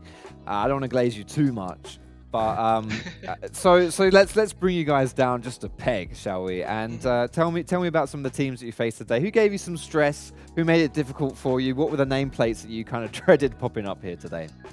Definitely London Legion for sure. They looked very, very strong. Miles was talking about Tyler for a very, very long time, being like, we do not want to come up against this guy. As you can see in the last game, he dropped an insane amount of kills. And yeah, Reason did a great job. But yeah, those are sort of the 2 sort of main teams I think that we were looking at. Yeah, and London Legion obviously coming out first in our very first game, but I think they may have peaked a little bit too soon. And yes, College of Esports will send check your PayPal for shouting out London Legion on this broadcast. Yeah, there was only one Slide answer over for the that, wasn't check. there? Yeah, we're. I don't know if you guys are aware, or if you've been keeping up to date with the stream as well, but we are £800 now raised for special effects. The goal was 500. Yeah, we moved it to 1K. So it's been brilliant, and obviously you've been a big part of that as well. So any final thoughts here for you joining in here with the Game Blast, and just closing thoughts for your first place finish? Closing thoughts. I just want to say thank you to everyone who put this together today. The stream does look amazing. I will say that, and thanks obviously the team and NSE for letting me come and take a half day and just play a bunch of Apex. So yeah, thanks everyone. And yeah, see you soon. Oh, whoa, hold on. Whoa. Breaking, cracking news. What is that? I've heard that we've actually not been 800 pounded. We've been 1 granded. Is that correct? Did I hear that right? We've Bubba. reached our dono goal. Bubba, listen here. You've got to eat a jar of Marmite. £1,000 raised towards special effects. Oh my, we did it. Holy crap. You guys are actually insane. You guys are crazy. We got to see some great Apex, and we got to raise a ridiculous amount of money for a fantastic cause. That is, I'm actually a little bit speechless at that. We came into today with wanting 500, and we've done 1K. That is straight to 1,000. That is actually absurd. Yeah, ridiculous. Well done, everyone who's contributed, and everyone who's shared the stream and just made this all possible. I am a little bit flabbergasted actually at that. That is brilliant. That is fantastic. Palmer, you're gonna have to say. Yeah, no, I'm as blown away as you are. Yeah. From the close to 500 in the first game. Before we even started talking, we were around 225, and it's like we really want to start pushing and donate to this lovely cause, but £1,000. Oh my goodness. Yeah. Thank you so much to Steve Woody for rounding it off, taking us to £1,000. I think and then £50 from Noctum. We're still going. I think Steve just wanted to see Bubba eat Marmite. I think that was the only reason. Not just the only reason. I mean, that can be. I don't think we have Marmite on hand here to make Bubba eat that. No, I don't think I'd. We'll I'd make even that want to see happen. it. Yeah. You're gonna have to get a video of it. Yeah, absolutely. Keep your eyes peeled on the College of Esports channels to watch an American who dislikes, to put it mildly, Marmite eat Marmite. So that'll be a lot of fun to watch as well. Guys, boys and girls, everyone, you have done fantastic today, and it's been so pleasurable to be part of this broadcast today, and I can't believe we've raised over £1,000 for the special effect. It's such a great cause. You're doing a wonderful thing to contribute towards that, and yeah, honestly, it's so great. It's so great. I'm just smattering around all my words because I'm generally a little bit flabbergasted at it, or a bit speechless as well. That's pretty much all we have time for though today for Game Blast 2025.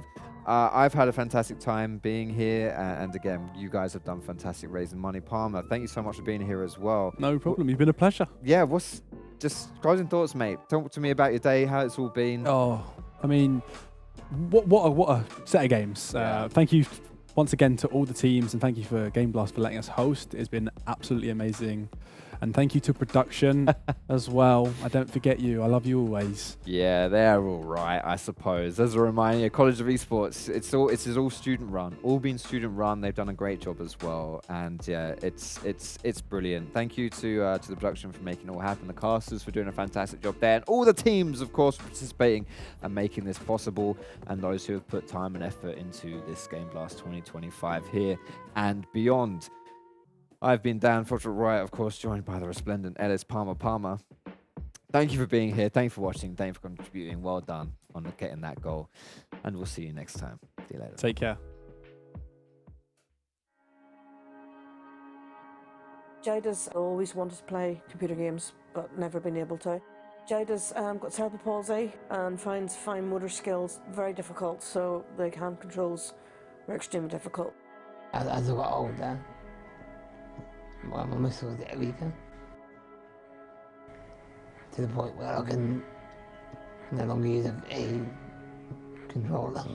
I found them by searching through Google. I watched some of the videos from what they'd done before. And I thought, yeah, they could possibly get me gaming again. Games are important to me because after having more than 10 years without them, thanks to the guys at Special Effects, they've put me back onto it again. Now I've got something to look forward to every day. Games are important to me because, like other kids, I can't go out and play football, so I do it on a computer screen, which probably sounds completely nerdy, but it's good because I get the same amount of fun that they do. For me, playing video games is about escapism, about being away from reality and work and the problems of life, and being able to do something that I enjoy and find very relaxing. If it wasn't for playing video games, I would find it very difficult to do other things due to my disability and my physical limitations. Special effects help me to have lots of fun with my computer. I can't do a lot by myself, but I can play video games on my own, which gives me a good sense of independence and achievement. Robert had 3 months in intensive care, and to give him mental stimulation during that time was huge in coping with his condition. He uses his eyes as the mouse to direct things on the screen, so he can play games and make choices and select music. And the communication's been really important as well. He was able to tell me that he loved me for the first time. I'd never heard that from him, so it's been brilliant because he has very little control of his environment and it's something he can do himself. Like with all young children, Matthew wants to play alongside his brothers, and in the past it's been a bit of a restrictive process. He kind of relied on somebody playing it for him. Now with the equipment that we've got, he's able to get involved, play his brothers and also play against his friends. Games, I think, for people are a release. It's helped me, I suppose, mentally deal with a few things because it's no longer the limitations of me. For example, I can kind of run, but I can't run to the level I was before. Whereas in a video game, I no longer have the limitation. I can run. I can do whatever everyone else can do. So I am normal. Once Daddy got the equipment, that was her off, and her words were, "I'm now a gamer," and she's been playing it and having a time of her life. It made my life a lot better. Yeah, they've been really brilliant. So having help all the way along, that is really, really important. And just to know what else is out there, so to be shown what else you can do and have other suggestions was great. So yeah, I've just finished my degree and I managed to get a first, which I was really, really pleased with. And now I'm looking to pursue a career in law, but I'd never thought all this was possible, and it's certainly really been possible with the help and support of a huge number of people like Special Effect really.